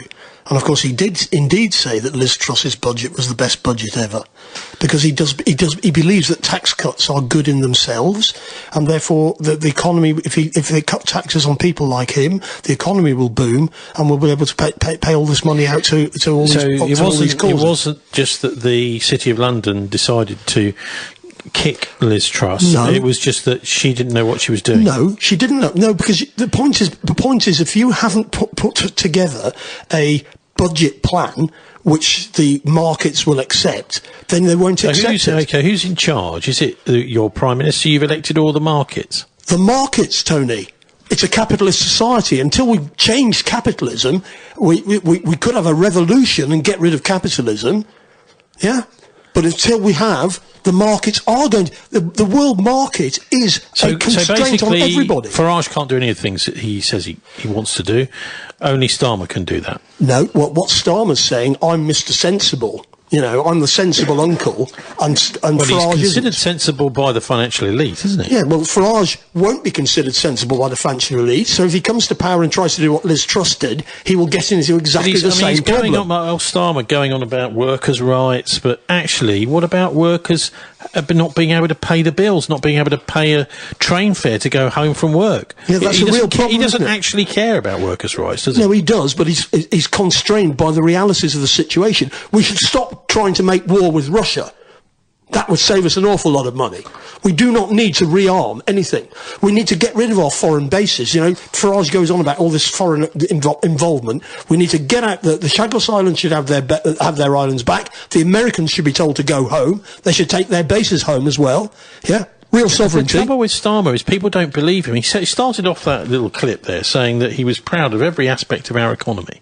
No, what he's saying there is, I'm not saying I agree with it, I'm just paraphrasing what he's saying. He's saying, I'm the sensible guy, and I know what the constraints are. We're going to do our best within these constraints. Farage has got the luxury of saying he's going to do all this stuff, but he hasn't actually costed it out, and he doesn't know how to cost it out. There is a way to cost it out by raising taxes on people like Farage, but he's not going to say that, What you're suggesting is that Farage could get in I mean, obviously, Starmer's got his 4 years to prove that he means what he says about sorting out the economy and workers' rights and the cost of living and all this sort of thing. But you're saying that if Farage does get in and try and do all this, the markets and the city will just stop him. Well, the point is he's got to win first. There's 4 years to go. Yeah? Keir Starmer's got plenty of time to turn the economy round unless there's a massive capitalist crisis, which is what I predict is going to happen. I don't suppose Farage has got any answer to that either. If Wall Street collapses and the City of London collapses, then all bets are off. Well, at least he's prepared, like Trump, to take a realistic view of Russia, isn't he? Well, I think that both Trump and Farage are not regarded by the Russians as serious. They talk to them, and they're willing to listen to them, but they're not regarded as serious at all. Well, because, I mean, what seems to have happened, if we want to get into that, is that the Europeans have just said, well, it's okay, we don't need you, America, we're going to carry on fighting the Russians on our own. Well, except that's just fantasy. And, of course, what Trump has done... They do seem to be... What Trump has done... I mean, did you see what happened last week? Is that the Ukrainians tried to assassinate Putin and tried to knock his helicopter out. Let's talk about that, because that was a fascinating episode. It was last Tuesday. And Trump didn't even know they'd done it. It was last Tuesday, and it was actually only reported a week later in our press. Something like 1,500 drones were sent to kill Putin in a helicopter in the Kursk region. And what Scott Ritter and others had, it was his helicopter that was flying in Kursk. Yes. And what Scott Ritter and others have pointed out, Martin, and you'd be really interested to get your take on this, is what they did was impossible without the US and British or Israeli, possibly, satellite intelligence about where Putin was, because they monitor all sorts of electronic movements and stuff using their satellites and other means. And the Ukrainians simply don't have that capability. So somebody here in the NATO countries and Israel made sure, or Israel, made sure that the Ukrainians got onto the target. Now, reading the Russia Today articles, I'll put a link to that up on our show page at thisweek.org.uk later. What they're saying is they shot down something like 1,300 drones which were trying to kill Putin. Now, we didn't really hear much about this in the press here, but this is a massively important... I mean, it's an important news story, isn't it, if Putin's life is being threatened by the West. Now, what then happened, of course, middle of last week, is there was a big attack on Ukraine, almost certainly a response to the Ukrainians' attempt to assassinate Putin. But then that is introduced to us in the press as, oh, this has just come out of the blue. What are the Russians doing? They're completely insane. Actually, it's a perfectly rational response. Imagine what the British response would be if, say, for example, there was a major unsuccessful attempt to kill the king here. Or Starmer. Or Zelensky. Well, I mean, what's interesting about this is that Trump didn't know that it had happened. It must have been his people that gave the Ukrainians the necessary maybe it's others, maybe it's Brits, maybe it's Germans. Who knows, Martin? In NATO, it's not easy to figure out who intelligence is being used. But what happened when Trump was asked about it, Trump tweeted, or whatever it is, on the social, is Truth Social, saying that Putin's gone mad, why is he killing all these people in Ukraine, it's totally unprovoked, blah, blah, blah. And then one of the reporters said to him, but you do realise that somebody tried to assassinate Putin, and said, I didn't know about that.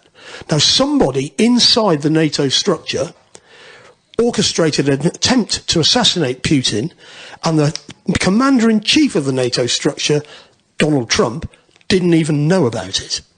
Now that's why he's not the commander-in-chief of NATO by any stretch. Well, he's the commander-in-chief. It will be, what's his name, Rutte. Used to be Stoltenberg and Rutte, yes, and the Bilderberger countries. Yes. They're the people. But I mean, if you are the Russians, NATO if you are the Russians, you are aware that Trump is just a front man. Well, really. no, he's way down the food chain He's when way it down comes the to food. these military So, in operations. other words, they're talking to him because that's what people expect them to do, but they don't expect anything to come from any of this.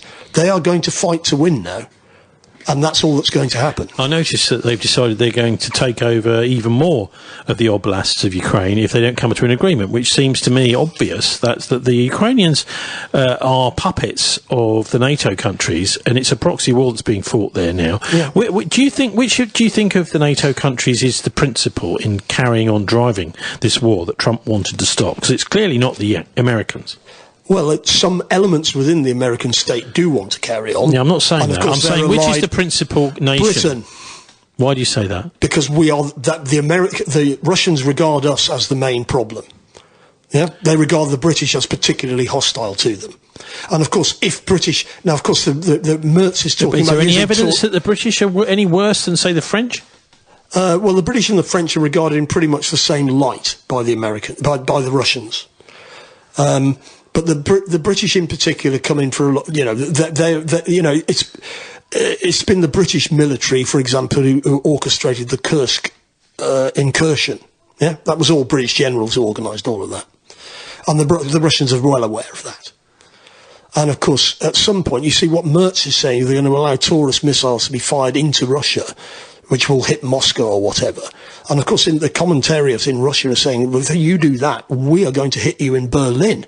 Yeah, and of course it's quite possible that the Russians may decide to pick on a particular country in the West, which they particularly don't like, to make an example of them.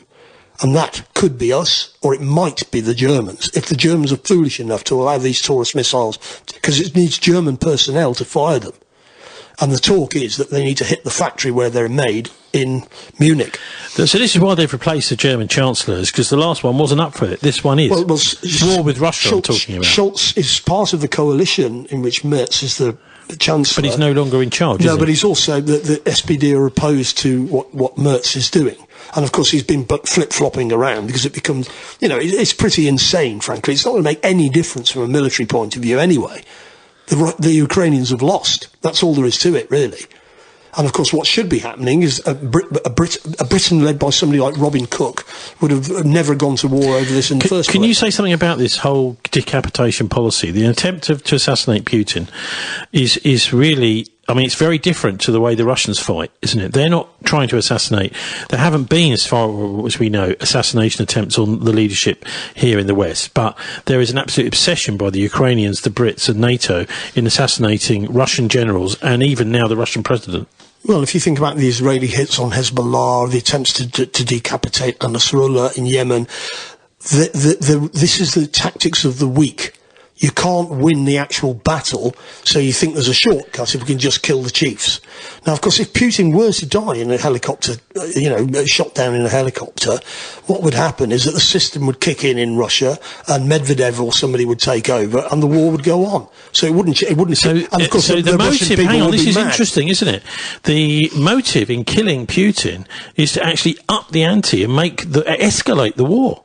Well, that's the danger of where we are. That's what, it's not a danger. This seems to be the tactic. Yes. The idea of, and of course, this is the Ukrainians supposedly behind this. But what do you? I mean, they would want to, in a similar way to the Israelis, killing loads of people in the Middle East. The idea is to provoke an attack which would bring the Americans in behind them. So this is the concept in Ukraine as well. Is by killing Putin, this would bring in the NATO powers in behind Zelensky. So this is why he's doing this. That's right. But the thing is that NATO, even if it decided it wanted to fight with Russia, wouldn't be able to. The Russians are already, their tail is up. They've got a whole other army which they've been forming inside Russia, which hasn't been committed yet. And if there is a war between NATO and Russia, Russia will win because NATO simply hasn't got the troops. They just haven't got them. And if you try to have conscription in the US and send them over, it would take months, possibly years to do that. And by that stage, the war would be over. In any case, they would sink the troop ships. They've got submarines. You put them on the troop ships, they'll sink them. Now Trump has been informed about the attempt to assassinate Putin. He's slightly changed his tune, although the press haven't really reported it. Most recently this week, he's saying actually he's delaying any new Russia sanctions to keep the Ukraine talks alive again. Yes, I think what's happening here is the Russians are playing, they've agreed they're going to meet with the Ukrainians in Istanbul. Trying to keep this peace conference going is a nightmare. Well, I mean, obviously Zelensky is trying to sabotage it as every way he can. That's right. To get more Ukrainians killed. Well, that's right. I mean, when you've reached the point where you can't possibly win, it's totally irresponsible to carry on fighting. But there you are. So what's his motivation in all of this then? Personal survival and greed. Well, he's less likely to survive if the war carries on, surely. No, because if the war ends, it's quite possible that he will, if he makes peace, the Azov battalion and people like that have said they'll kill him. They've already said that. Did you see there was a former aide to Yanukovych who was in Madrid assassinated? Yeah, so he's a pro-Russian Ukrainian politician. This is the Yanukovych was the president who was deposed in the 2014 coup. So he was a pro-Russian president. Yes, that's right. Who was elected. Yes, but then he was kicked out. Well, it was taken over by Poroshenko. Is that right? Yes. Yeah. So this guy was killed in Madrid. Yeah. Why? Because the Ukrainians are terrorists. They don't like the guy, and you see they've had this 1,000 swap, which they agreed 1,000 because the Russians are holding far more Ukrainian prisoners than the Ukrainians are. And so what the Ukrainians have done to make up their 1,000 that are going to be released, they've released political prisoners. Instead of prisoners of war. This is people like journalists that they've been arresting and opposition politicians. That's right. Because they haven't got enough soldiers to swap. Oh, anyway. Medvedchuk, who was another politician. It worries me, Martin, that the British, you're saying the British are at the heart of this conflict. Yeah. Why? What is motivating Britain, if it's the British establishment, to carry on this horrific war, which could, at some point spark off even to a nuclear conflict? What is the motivation? Well, I mean, the MI6 are behind all of this. They've always had a hostile attitude towards Russia. And, of course, they've been orchestrating all these kind of theatre stuff like Skripal and all the rest of it. Why? Because... What do they hate so much about ultimately, Russia? What they want is the raw materials in Siberia to be opened up to Western multinational exploitation, which is exactly what was happening under Yeltsin. And, of course, no... Sour grapes, Russian, is it? Well, it's not just sour grapes. Over the Russians taking back control of their own country. That's it, yes, but international capitalism, which is, as we know, a great big bubble, the only way for that bubble not to burst is if they can actually basically loot Russia. Because Russia has got everything. So, if they were able to get a pro-capitalist regime in Russia, working with Western... Western multinationals, they could hope to reboot the system, but they can't because the Russians ain't going to let them. Okay, so another little bit of news, which, I have my own answer to that question about Russia, and I would suggest it's much more to do with pinning the Russians down in a war, which makes it impossible for them to intervene in the Middle East. We've just seen, for example, in Syria this week, the Americans have now reopened the ambassador's residence in Syria. So everything is turning to normal, even though Al-Qaeda are now running Syria. And this is all working out rather nicely for the greater Israel. So isn't that maybe why the British are so gung-ho for the Russians? Is because the Russians are the only power in the world willing to actually intervene, as they may have done, for example, in Syria, to stop the expansion of Israel and the United States and Britain there. That's right. So it's global. It's a global game of risk, isn't it? So if they can keep this conflict in Ukraine on the boil all the time, the Russians are thinking, well, we don't want to annoy them too much in the Middle East because they might start throwing long-range missiles into Moscow. It's a question of priorities. I think the Russians... You're turning the screws on them, as they're saying, look, you don't want to get involved in the Middle East, do you? Because something nasty might happen to Putin, or Moscow might get bombed, might be get nuked. Did you see the stupid threats that Trump was making, that if I change my mind, I could make Russia, we do this, that and the other to Russia. The truth of the matter is they can't. Alistair Crook, who used to be a British diplomat, I think he was in MI6, has been in St. Petersburg last week, and he's saying the mood in Russia is becoming absolutely militant. They are absolutely prepared. Even moderate liberal type people are getting absolutely fed up with the West's attitude.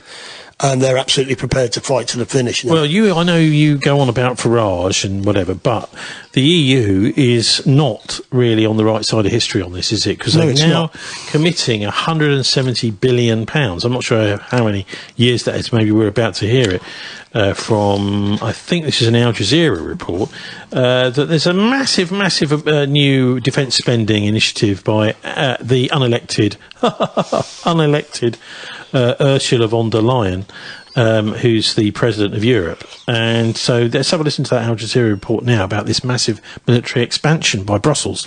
And of course Brussels is where NATO live. FN Herstal is one of the world's leading manufacturers of small arms and machine guns. These two weapons, the Minimi and Evolis, are widely used by NATO. There is clearly a higher demand from European countries than a couple of years ago. There's no doubt about that.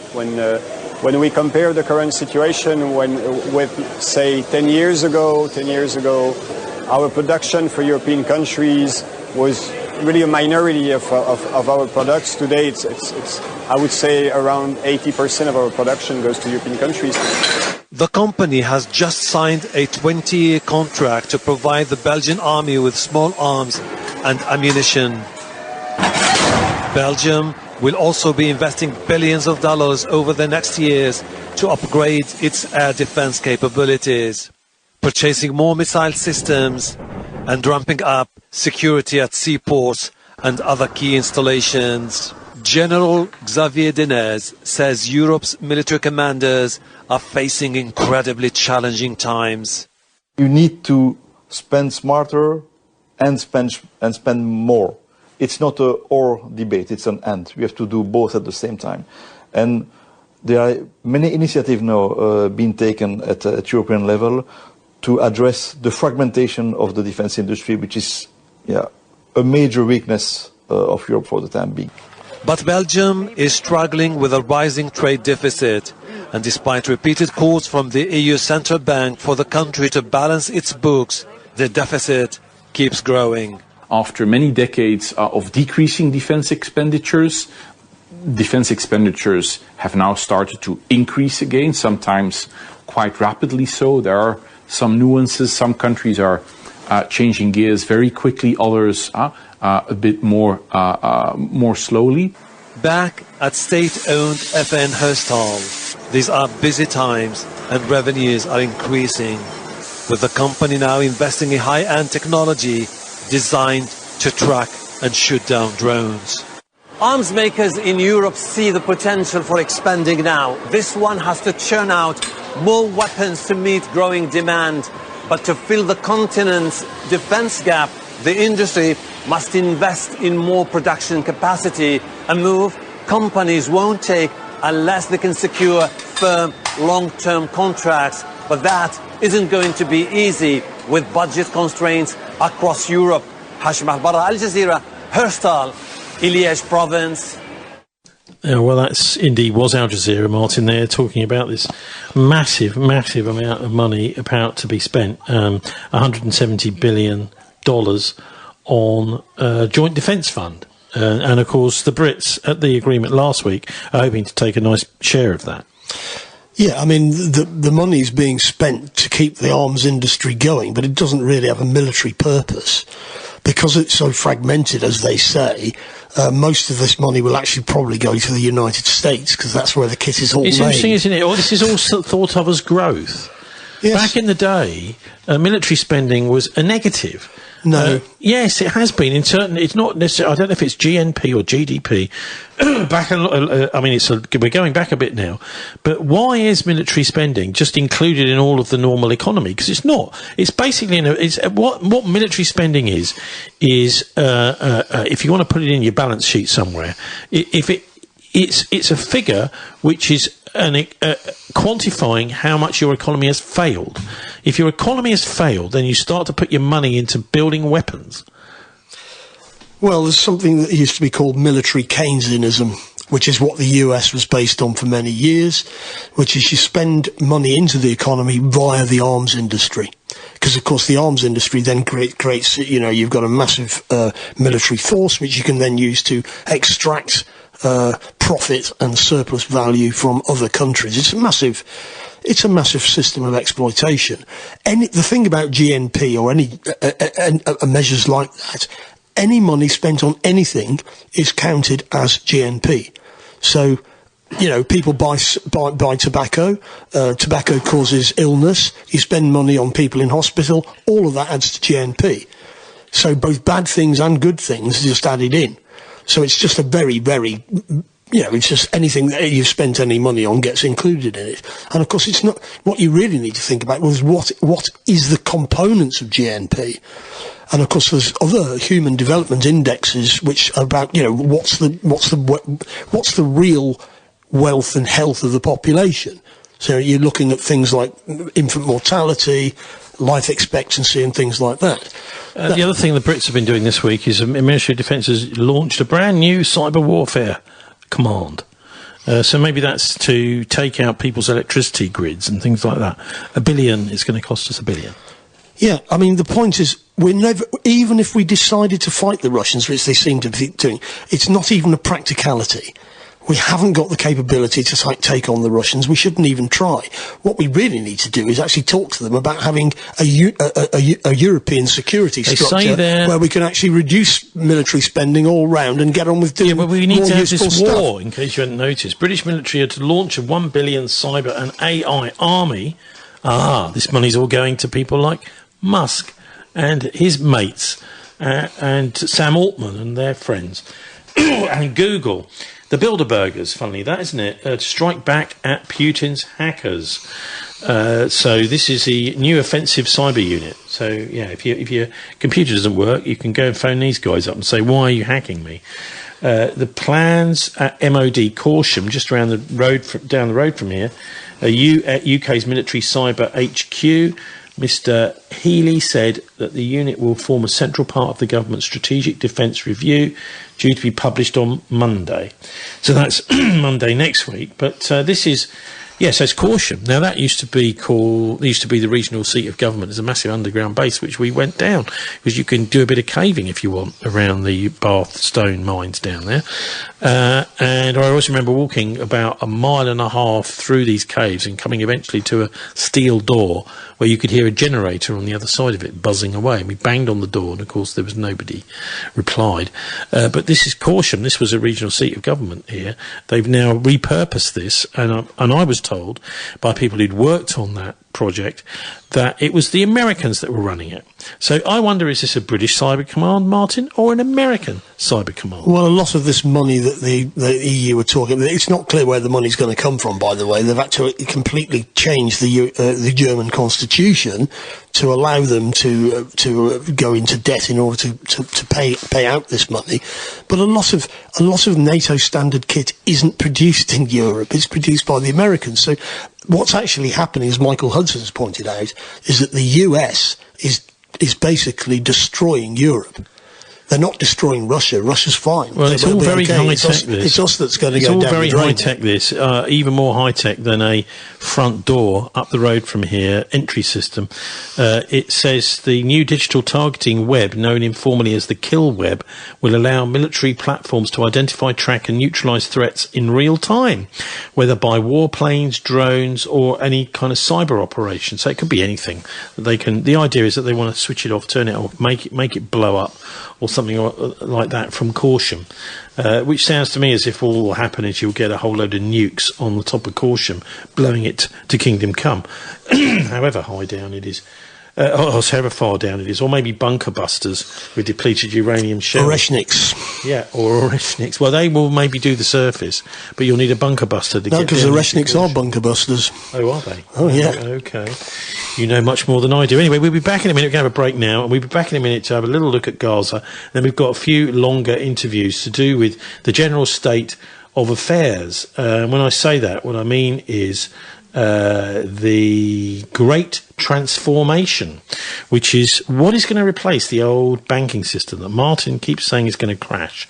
What is being prepared for us right now to replace it all?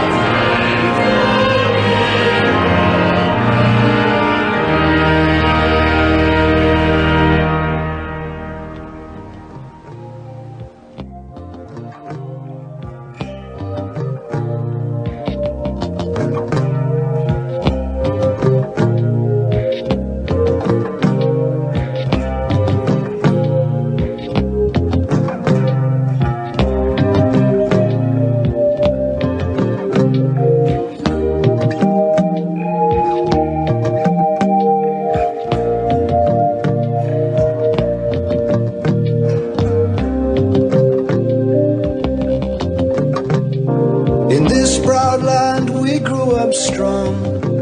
We were wanted all along. I was taught to fight, taught to win. I never thought I could fail. No fight left, or so it seems. I am a man whose dreams have all deserted. I've changed my face, I've changed my name, but no one wants you when you lose. Don't give up, 'cause you have friends. Don't give up, you're not beaten yet. Don't give up, I know you can make it good. Though I saw it all around, never thought that I could be a faintant. Thought that we'd be last to go. It is so strange the way things turn. Drove the night toward my home, the place that I was born, on the lakeside. As daylight broke, I saw the earth, the trees had burned down to the ground. Don't give up, you still have us. Don't give up, we don't need much of anything. Don't give up, 'cause somewhere there's a place where we belong. Rest your head, you worry too much. It's gonna be alright. When times get rough, you can fall back on us. Don't give up, please don't give up. Got to walk out of here, I can't take anymore. Gonna stand on that bridge, keep my eyes down below. Whatever may come, and whatever may go, that river's flowing, that river's flowing. Moved on to another town, tried hard to settle down. For every job, so many men, no one needs. Don't give up, 'cause you have friends. Don't give up, you're not the only one.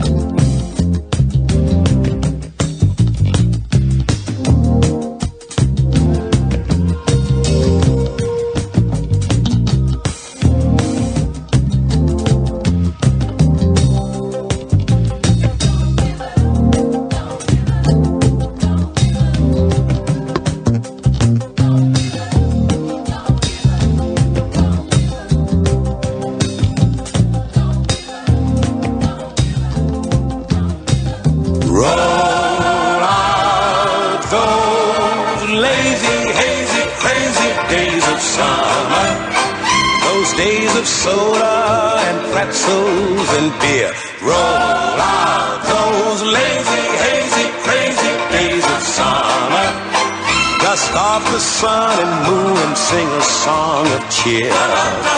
Just fill your basket full of sandwiches and wieners, then lock the house up. Now you're set. And on the beach you'll see the girls in their bikinis, as cute as ever, but they never get them wet. Roll out those lazy, hazy, crazy days of summer, those days of soda and pretzels and beer. Roll out those lazy, hazy, crazy days of summer. You wish that summer could always be here. Roll out those lazy, hazy, crazy days of summer, those days of soda and pretzels and beer. Roll out those lazy, hazy, crazy days of summer. Dust off the sun and moon and sing a song of cheer. Don't have to tell a girl and fella about a drive-in or some romantic movie scene. Why, from the moment that those lovers start arriving, you'll see more kissing in the cars than on the screen. Roll out those lazy, hazy, crazy days of summer, those days of soda and pretzels and beer. Roll out those lazy, hazy, crazy days of summer. You wish that summer could always be here. You wish that summer could always be here. You wish that summer could always be here.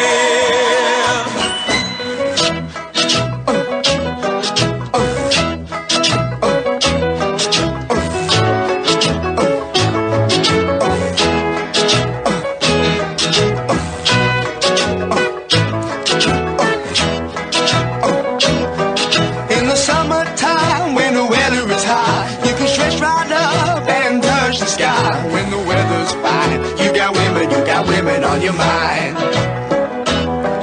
Have a drink, have a drive, go out and see what you can find. If a daddy's rich, take her out for a meal. If a daddy's poor, just do what you feel. Speed along the lane, you a down or a turn of 25. When the sun goes down, you can make it good and live by. When I mean, we love everybody, but we do as we please. When the weather's fine, we go fishing or go sailing in the sea. We're always happy, life's we're living, yeah, that's our philosophy. Sing along with us, dee-dee-dee-dee-dee, da-da-da-da-da, yeah, we're happy. Da-da-da, dee-da-da-dee-da-da-da-da. Da-da-da-da-da, right on.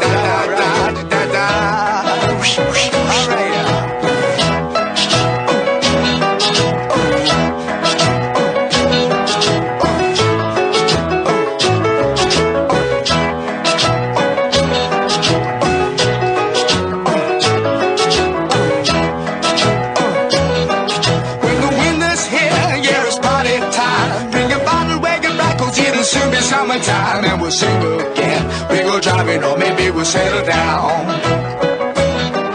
If she's rich, if she's nice, bring your friends and we'll all go into town.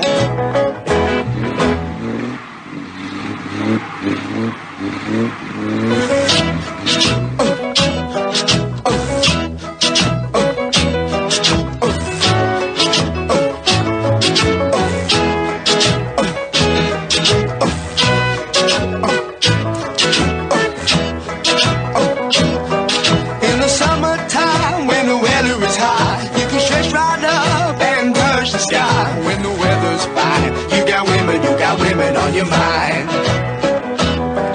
Have a drink, have a drive, go out and see what you can find.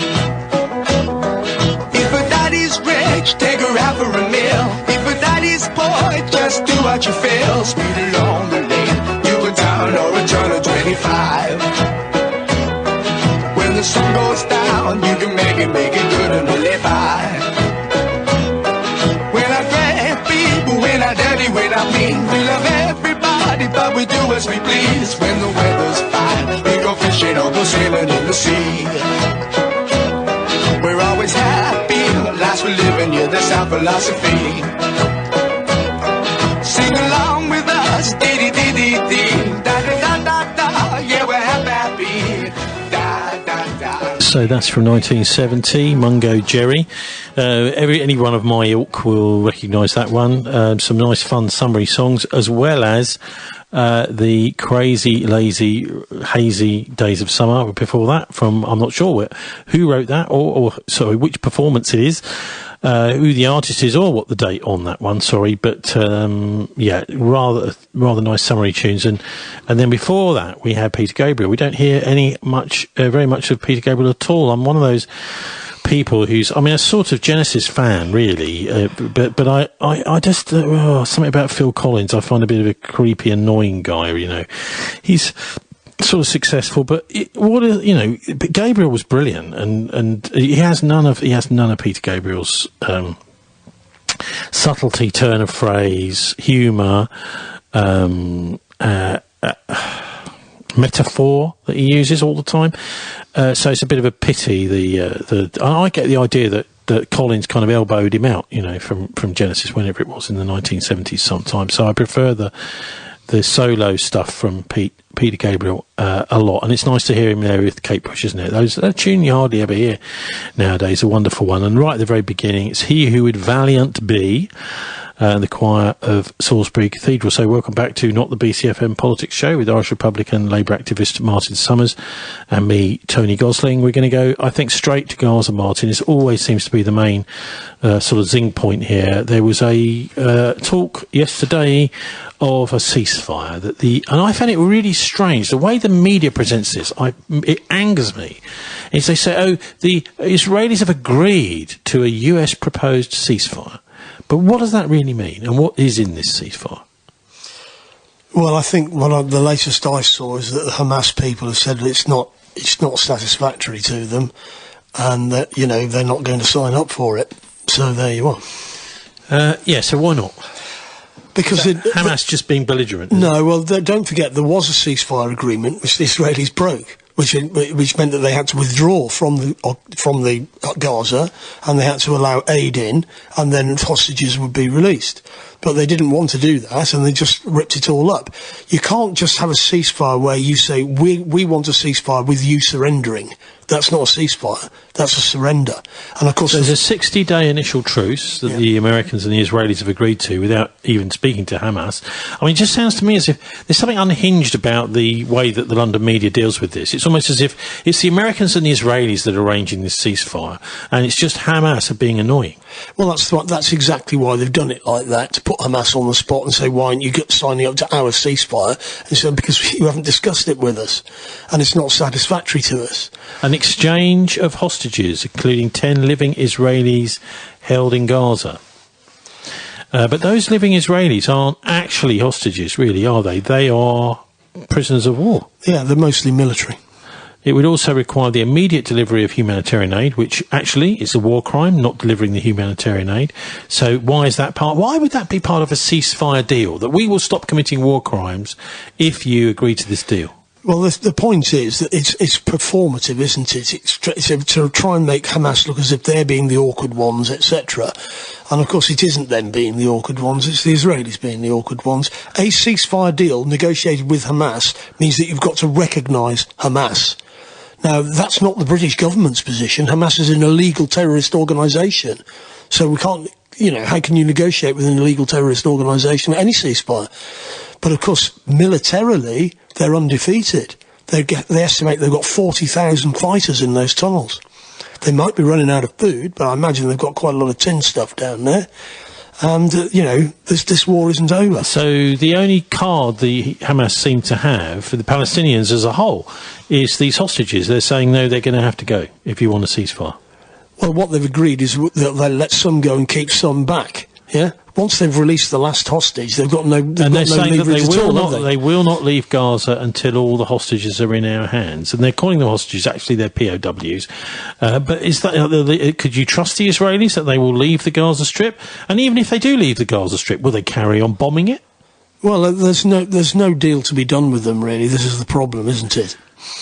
And what's probably going to happen is the war will go on and a lot of people are going to carry on dying, unless, of course, the Iranians come in because of what's happening with the Iranian deal, with, the on-off deal that's being discussed between Trump and the Iranians. So he says, I have some very good feelings. This is Witkoff, the American envoy, very good feelings about getting to a temporary ceasefire and a long-term peaceful resolution. Well, a temporary ceasefire in a way is no good, is it? Because if it's a temporary ceasefire, then why would you start giving up hostages? Because they're only going to start bombing you and killing you again. Well, of course, ultimately Hamas have got the right to say, well, we're not going to sign up for this because it just doesn't meet our... why would we sign up for this? So far they haven't signed up for it. So that's just... I mean, it's almost like it was a damp squib before it was even... Well, that's right. The point is that they want to carry on with the genocide, but they want Hamas to be seen somehow to be, This is all London media... This is all media spin, then, really. That's right, and of course it's actually part of the... They're relying on the London press to be able to get away with war crimes. It's not just the London press, it's the Western media in general. True. Yeah? Yeah. They've framed it. Give us journalists some transmitters. Give us journalists some printing presses. Let us get on with telling you what's going on, because what's going on right now is just complete and utter. It's disgusting to watch, to see these so many people. What about the possibility? Because what's going on over there? Let's just go to this now. This next report, which is just about. This is from ITV News. John Irvine again. Is this mass starvation that's going on? They're saying, we're going to let a few trucks in, and then those trucks go along, and then someone stands in front of them, and they're not allowed in after all. And they're trying to get this US organisation in order to distribute the aid. Of course, that's never going to work. And we've seen the latest, Martin, haven't we? The latest is various places where they are distributing food have been stormed by the hungry Palestinians, who end up being shot dead. And, of course, previously, when people are queuing up to get flour, they've been killing them. This reminds me a little bit, of the Irish famine, which wasn't really a famine, where the Irish were attacking the British or the English soldiers who were guarding the shipments of food that were being taken out of Ireland as they were starving. This is just appalling, isn't it?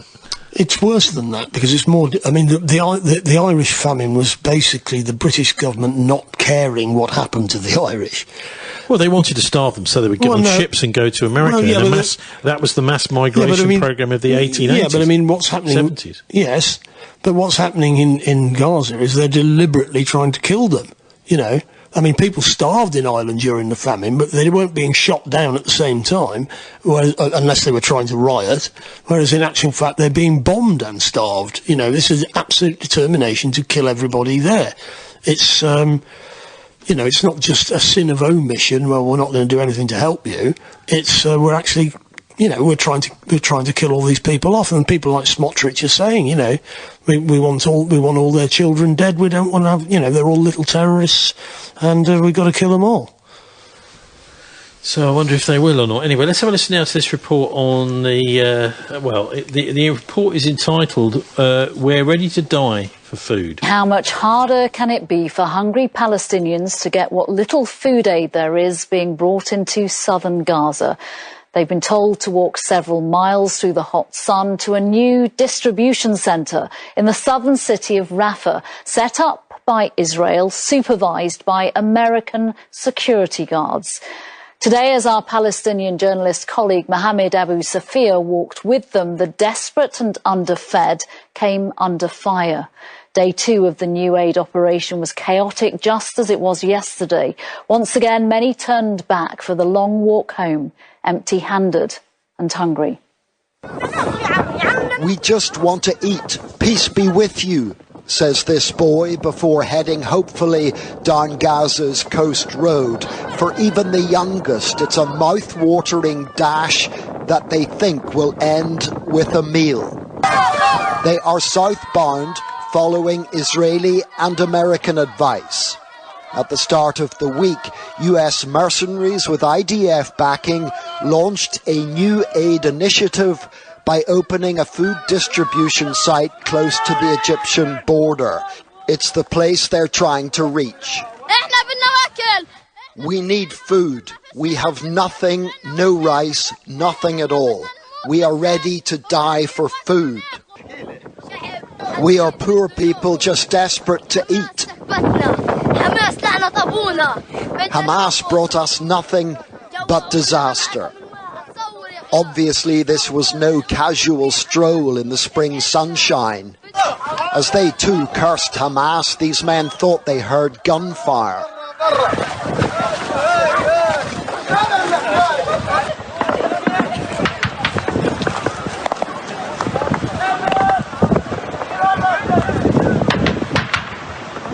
These shocking events, witnessed by ITV News' cameraman in Gaza, make a mockery of last night's mission statement by the Israeli Prime Minister, who said the goal is to create a sterile zone in the south where the entire population can move for its own protection.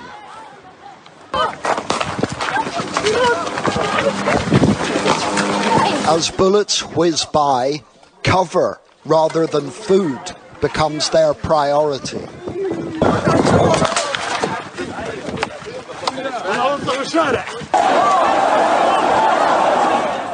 As they see the new aid distribution system failing to deliver, some Gazans took matters into their own hands this afternoon, storming a UN warehouse to grab bags of flour.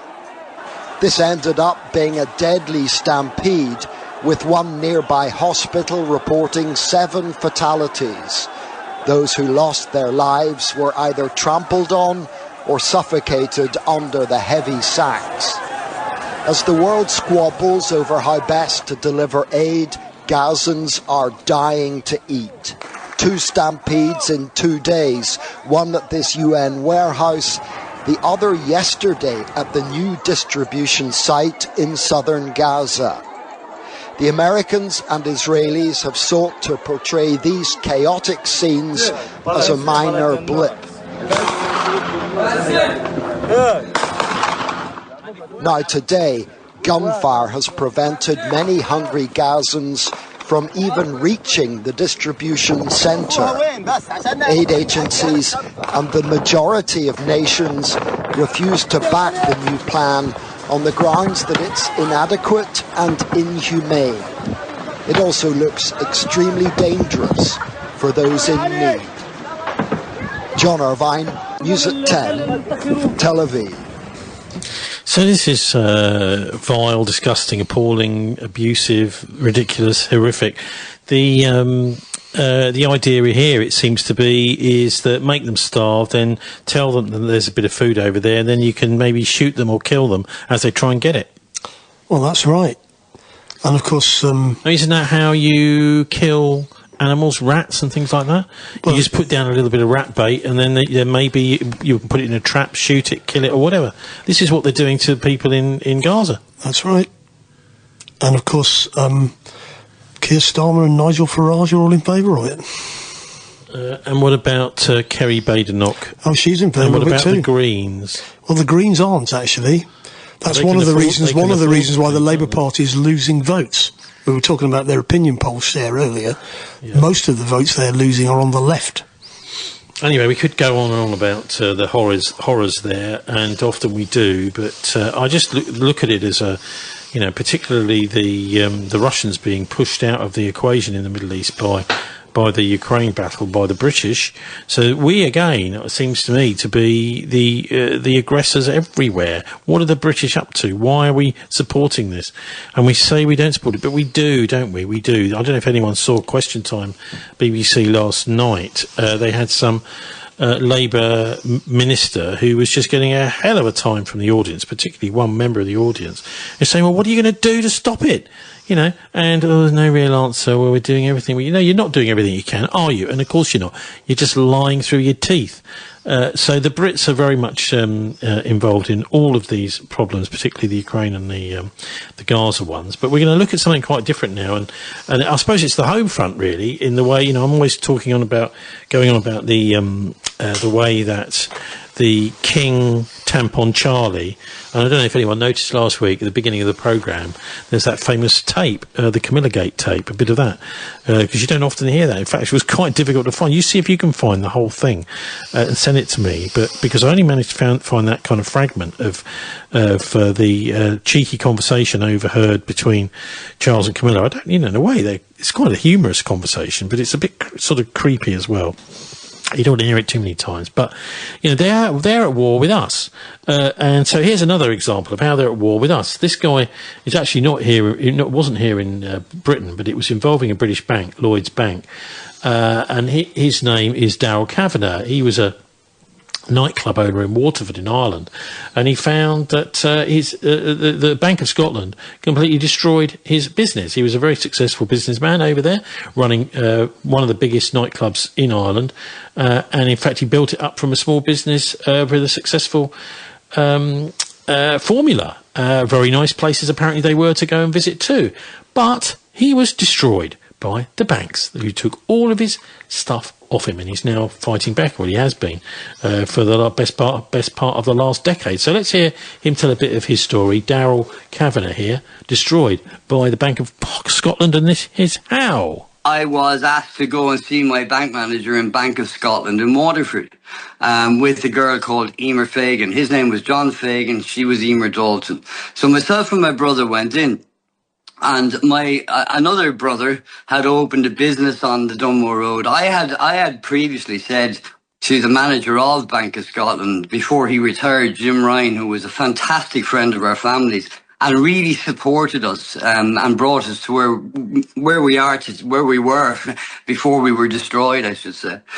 But they called us in and they said, look, you're going to have to take over your brother's business. And I said, no, what? No, I said, I told Jim, you know, years ago, not to lend him money under any circumstances. Not that they shouldn't lend him money, but I didn't want it associated with our business. You know, he should do business somewhere else. We had the relationship. So I said, no. He said, if you do not take over this loan, you will never open Mantra.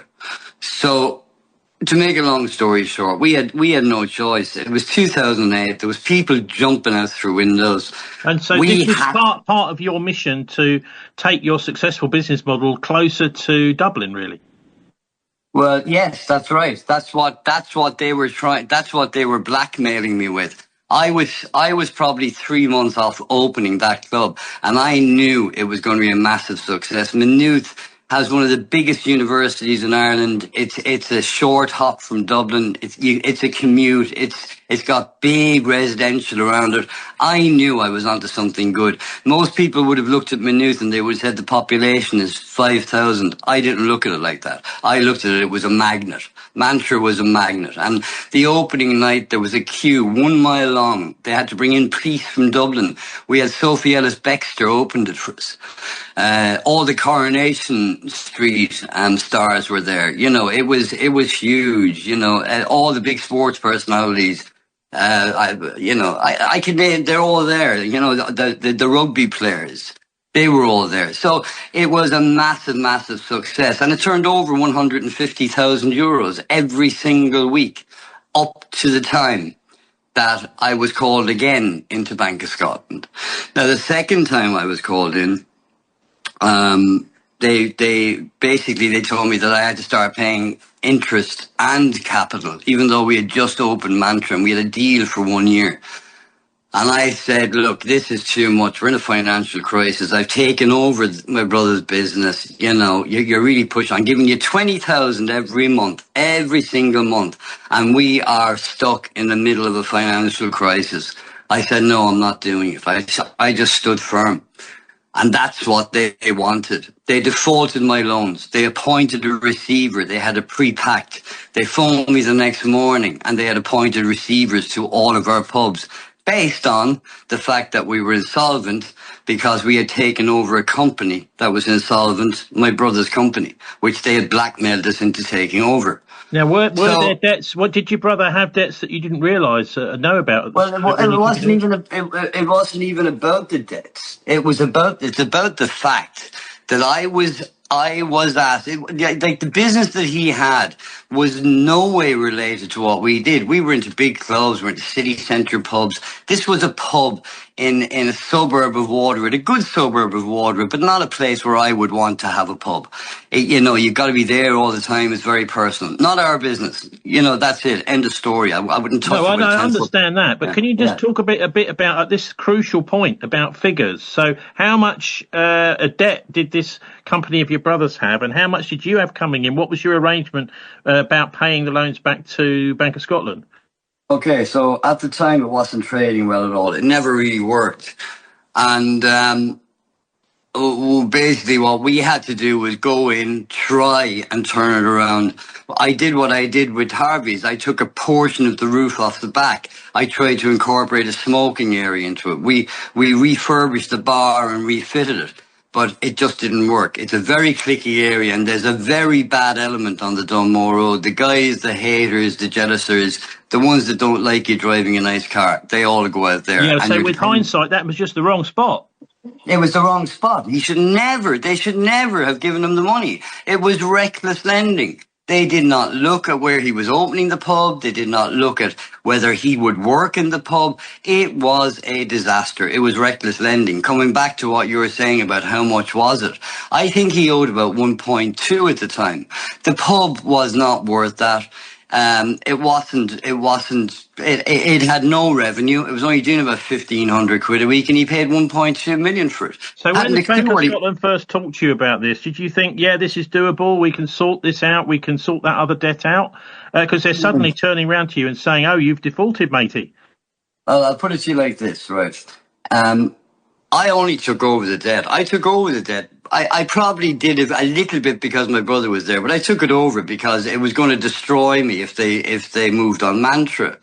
But I knew that once I was only paying interest as per the deal that we had with them, that I would probably be able to subsidise the Cove. And when we came out of the financial crash, I could probably buy it out at a discount. That's what I was thinking. That way I got Mantra open. I kept my brother out of any trouble. We honoured all our creditors, and everybody had a happy ending.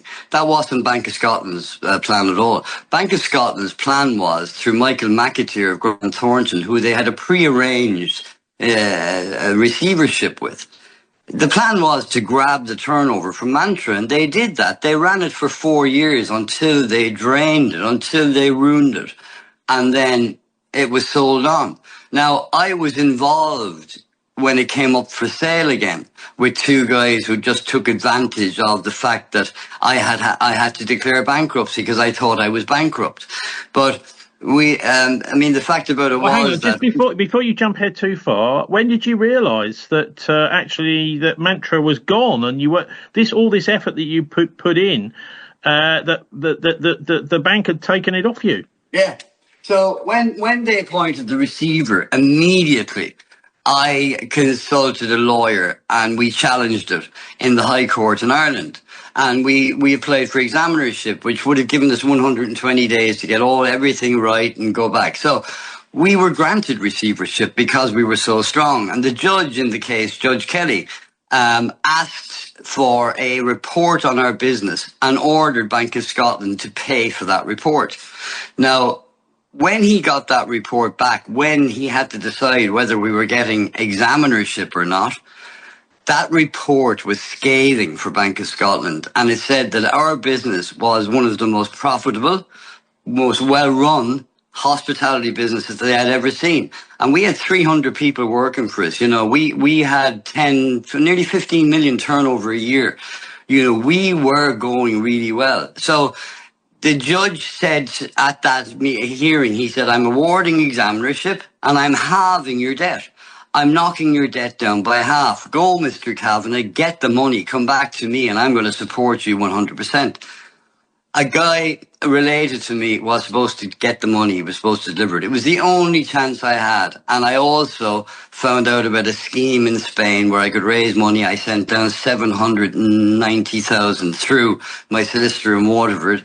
And it was lost because somebody in the bank was working with the company raising the bond, and they took the million. That wiped me out completely. So when I went back for the examinership, I was nearly €1 million lighter. My lawyer never brought up the fact that Bank of Scotland had forced us to take over a debt, and the examinership fell. And that is exactly what happened. Now, I am, as I said, in the process of overturning my bankruptcy at the moment, and that is one of the things that will be addressed during that. Well, he's still fighting, and in fact he's saying, oh, maybe I wasn't bankrupt. But anyway, he's being shoved through the courts. Martin, basically, it's perfectly reasonable business. The banks have what they called, I suppose this is a kind of bait and switch, where what they do is they say, well, there's no reason why they should say, well, you're going to have to include your brother's dodgy company in this loan agreement, otherwise the loan falls. Well, they'd already agreed to the loan. The money was already being spent at this point. So they've injected in there something toxic into this loan agreement, which they know is going to mean that they can go then and grab his assets. Yeah, well, obviously it's quite a complicated story, isn't it? But in a way, it's not. It's a simple story of somebody who's running a very successful nightclub business who's had it stolen off of them by the bank. Yeah, well, Royal Bank of Scotland was, of course, nationalised at one stage. Well, this is Bank of Scotland, which is not the same as Royal Bank of Scotland. But anyway, the point of the matter really here is that the banks at the time were just looking to grab assets, weren't they? Yes, because of course they've got big holes in their balance sheets. So anyway, that's the case of the banks stealing loads of people's viable businesses. Was a subject of that Panorama documentary that we had was it about 2 or 3 weeks ago? Similar thing. Here in the Bristol, in Lloyds Bank, and of course Lloyds Bank own HBOS.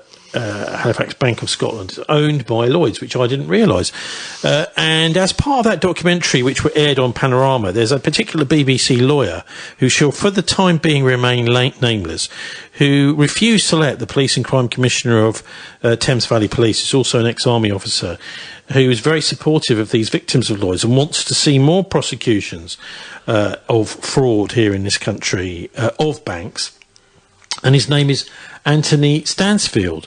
I spoke to him though, and this is he's the guy that the BBC edited out of that documentary, and I asked him a few things, including what did you say in the documentary that the BBC edited out? But most importantly, as if anyone owns a business or is running a business, what should you be aware of with the banks? Because they can trick you into losing that business. Be very, very careful which bank you borrow money from, I think, and make absolutely certain that you haven't had and ask the bank whether bank accounts have been opened in your name that you're not aware of.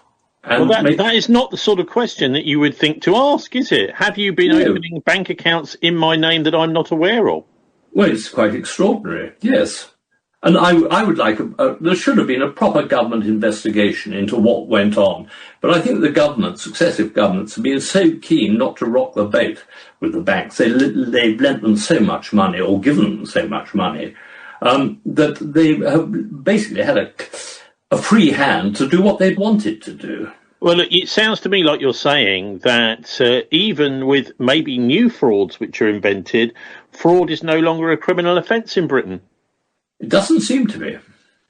That's almost as if Britain is becoming a fraud capital, that any fraudster can come here and merrily ply their craft to the expense of the community. Yes, I mean, it is extraordinary. I think, a few minor local frauds the police investigate. But, I mean, the only reason, really, for the existence of the City of London police was to examine fraud. They don't even do it today. When did the City of London last take on a major fraud? And the answer is not for years, as far as I can see. The Metropolitan Police, I don't think we have that pool of skilled police officers who have any idea of banking or how to take on a major fraud that emanates out of the banking system. The system is very, very weak. And those regulatory authorities that should be doing something about it, National Crime Agency, Financial Conduct Authority, the Bank of England, basically look the other way and will do anything to support the bank. Well, you mentioned the City of London there. This is an interesting thing we've got here in Britain, which even the monarch apparently has to write to them beforehand if he wants to visit the City of London. It's almost like a country within a country. The other thing here, of course, is that the legal profession. So what sort of networks are there? Because it seems clear to me that the banking industry is so powerful in this country, it's able to slowly but surely change the judiciary and even pressurise the press, the media, the national London media, into being almost part of a protection racket. Yes, I think that's absolutely true. I mean, if you actually look how much our major banks, notably Lloyds, spend on lawyers a year, it is a vast sum. And the money is hoovered up by about 4 or 5 of the major legal companies in London. And one of the pernicious things that I've seen on a few occasions is that when somebody actually gets lawyers on their behalf to try and take on a bank, and 1 or 2 people, even tried to had offers of people to do it pro bono, because they haven't got any money themselves, that smaller legal company will be lent upon by the big ones. And they pull out usually. And this is a real problem. There is a very nasty little network there. Well, that sounds to me like a perversion of the course of justice. These, again, seem to be even bigger offences in themselves. You're describing a kind of lawless nation. Yes, I think, we always used to pride ourselves on being a very honest country. I think that went out of the window after Big Bang, and things realised that they could get away with these sort of crimes. But that's back to Margaret Thatcher. I think it was about 1991, isn't it? That's a long time ago. It's a long, long time ago, and I think it didn't happen straight away. It worked its way up slowly through the system. But I think by the middle of 2005, 2006, they had really discovered that they could get away with practically anything. And I think they have. And I think, we have a very, unfortunately, corrupt system today. And it's very worrying. Well, it certainly is. The banks, of course, if they were here with us, they would say that we are self-regulating through the, I think isn't it the Financial Services Authority, at their own regulator. Yeah, yes. And whose pocket are they in? I mean, I took this to Andrew Bailey, who ran. I had meetings with him. I had the correspondence. We had one-to-one meeting on this, and he demanded that every single one of these cases go to him personally. Not one single one came out. Now, he's the governor of the Bank of England. Exactly. So that's good old Anthony Stansfeld there. He was the Police and Crime Commissioner in Thames Valley. He also was instrumental in organising because Reading is in Thames Valley Police's area, a massive prosecution, I think it was of HSBC, I may be wrong, maybe it was HBOS, in Reading, where a whole bunch of bankers go to jail, and he gives me quite an entertaining account of that trial, where, Martin, the bankers that were closing down companies, stealing companies, defrauding documents, setting up illegal bank accounts, forging signatures, and all this sort of thing, that to take these companies off people, they were spending the money on drugs, on women, and on fine holidays all around the world. Well, it's a sad tale, isn't it? But of course, the key to this is, as he said, the Big Bang in the 1980s. Well, just give us what was the Big Bang for those that don't know. Well, previously, in the 1930s, because of the excesses of the capitalist system and the crash in 1929, banking was fairly strictly regulated. There were things they couldn't do, and they were basically not allowed to innovate in the way that they wanted, and all the rest of it. And of course, that's one of Margaret Thatcher's baleful legacies: is this whole, the creation of a system of fraud. And of course, that ultimately led directly to the 2008 crisis. And we are living through the consequences of all these poor decisions that were made in that era, and the negative consequences are now playing. These are not just poor decisions; they are great decisions for certain people who are acquiring vast amounts of assets and wealth in this country, and basically predating, parasiting on the rest of us. Well, that's right. So they are rubbing their hands. Never mind bad decisions for them; they're perfect decisions. That's right. I mean, as we know, the whole COVID pandemic, whatever you want to call it, ended up with the billionaires being even better off than they were before. And they were better off at the end of the crisis in 2008. All the pain of all of this has been dumped on ordinary people, which is why, some people actually end up dodging their fares on the tube because they can't afford it. Well, I also spoke to the full version of that interview with Anthony Stansfield, where he talks a lot about all the stuff that the BBC lawyers edited out of Panorama. I think I shall have to put that up on YouTube or something, so that anyone who's interested in that Panorama programme can go and see exactly what the BBC lawyer, he's talking there about these networks of lawyers. I mean, this smells of Freemasonry to me, and organised crime. The idea is that these lawyers are actually part of a criminal network, including this lawyer inside the BBC. And they're saying, oh, well, the BBC can't take on Lloyds Bank. It can't take on some of these individuals that are being accused in Panorama. Why not? Why can't you take them on, BBC? If you think that Anthony Stansfield is lying or he's got it all wrong, then say so and explain why. But you can't, can you? Because you're cowards and you're part of the criminal network. BBC lawyer. Well, maybe in the next few weeks we will name our nice little BBC lawyer that's done all this. So I also spoke this week to Catherine Gunn. And she's the whistleblower from the Iraq War, worked at GCHQ. She keeps a very close eye on everything. I think, if you remember during COVID, she was on almost every week on this programme, giving us a brilliant update on what had been going on throughout the world. And many of those videos did extremely well before YouTube shut down one of my channels. So everyone was getting a lot of good information from her. I just think she's a fascinating source of information on all sorts of things. She's now in Turkey most of the time. But I asked her about this very question, about this idea of the great transformation. What is going on in the financial system? Because obviously, as Martin is always talking about a crash, well, what is going to emerge from the other side of a crash? You can be absolutely sure these satanic banksters have planned absolutely 100% to take over with a new system.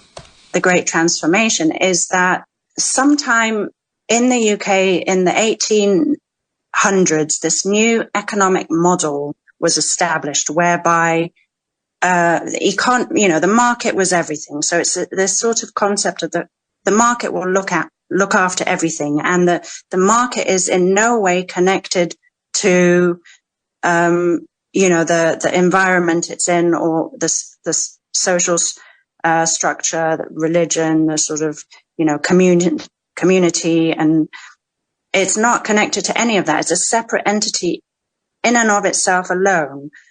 And the pursuit of this sort of free market enterprise, what it does is it basically, it inevitably becomes fascistic, because eventually everyone has a price, anything can be bought and sold, and, people become sort of just shells of themselves, and there are no bonds anymore between people. So in the UK, what they did at the time, unlike in other countries in Europe, which is why, there was a more kind of massive upheaval in Europe. But in the UK, what the parliamentarians did was they could see this huge mass of people who'd suddenly been deprived of a way of feeding themselves. And so they brought in something called the Poor Laws. And so they were literally giving people money to do nothing. And that had the effect of making people completely and utterly demoralized. So it was sort of a catch-22, but it kind of, Karl Polanyi argues that this is what prevented a massive civil uprising and a massive sort of revolution in the UK, is because the poor were kept just so, carefully controlled with a little sufficient amount of money to keep them ticking over. And in order to push through the agendas 2030, they're talking about, universal basic income and so on. Because they know that the way they intend for AI to work and for digitization to work and robotics to work is that 40 or more % of the population will not be employable on their terms. And so what will they do with all the people who are not employable? And so, of course, all the bleeding heart. Well, the bleeding heart liberals say, well, we need a universal basic income. But then if that's attached to things like, a digital wallet and a digital ID, which is essentially what they want. So basically, this commodification process just keeps going on and on and on. And when they've privatized and commodified nature, what else will they privatize and commodify? Who knows? They're running out of options here. Are they going to commodify the moon and privatize it? I mean, what exactly is the end of this? The fact is it's anti-human. It's society, basically. And they know it is.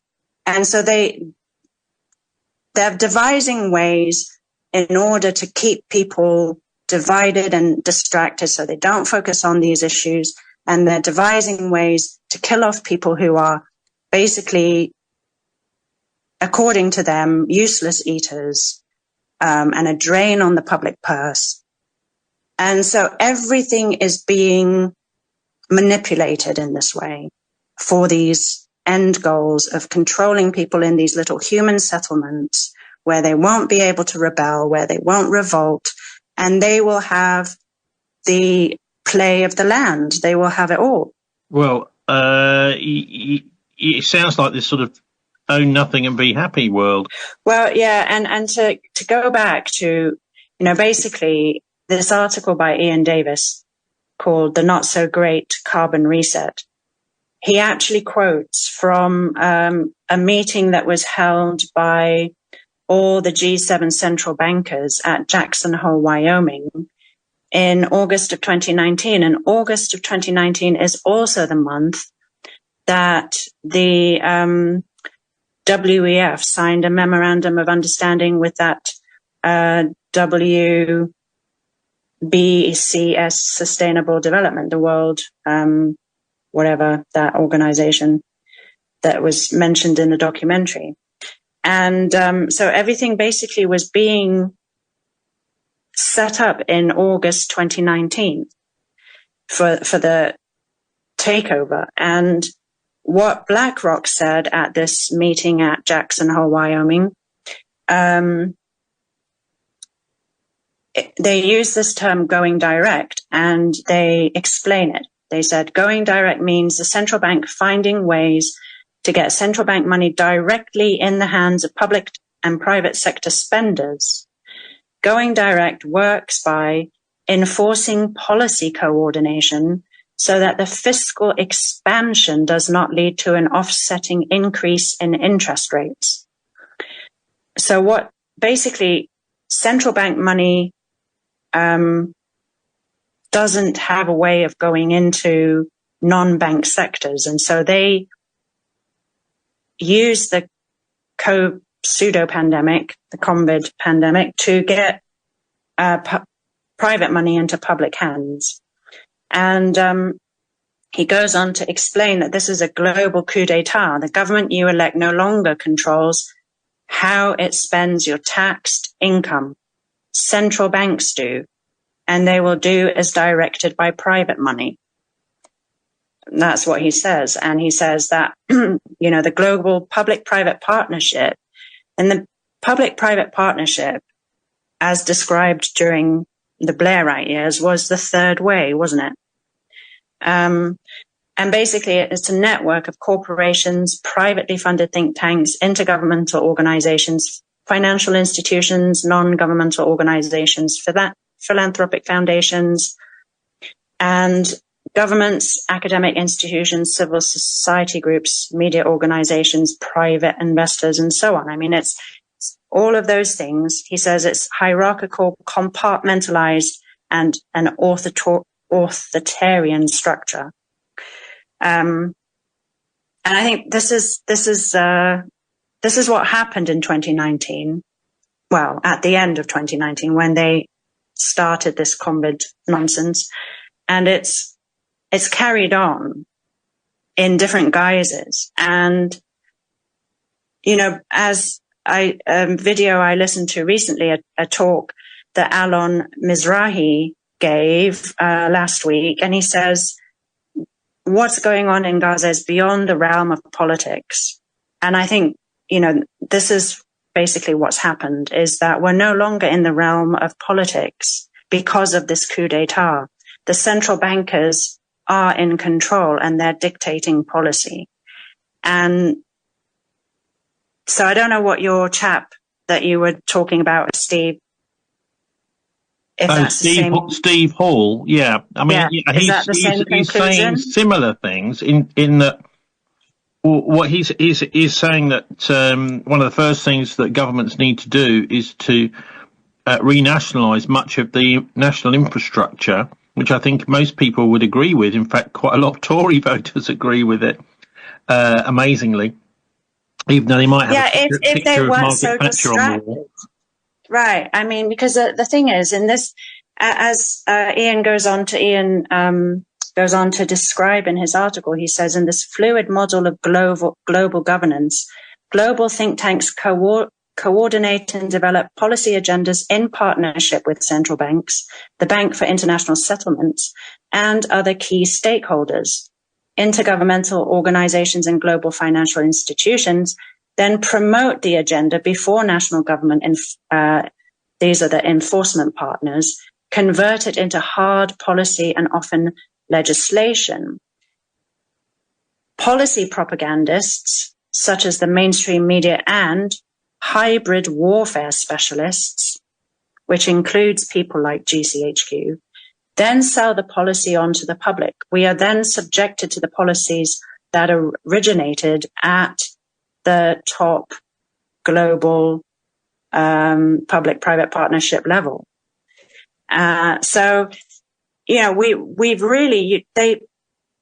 Countries that have been fighting for years to keep their utilities under public control and all of this sort of thing are always fighting an uphill battle. And, this is precisely, the UK has just gone down and down and down. And what they're trying to do now, I think, so if we're referring to these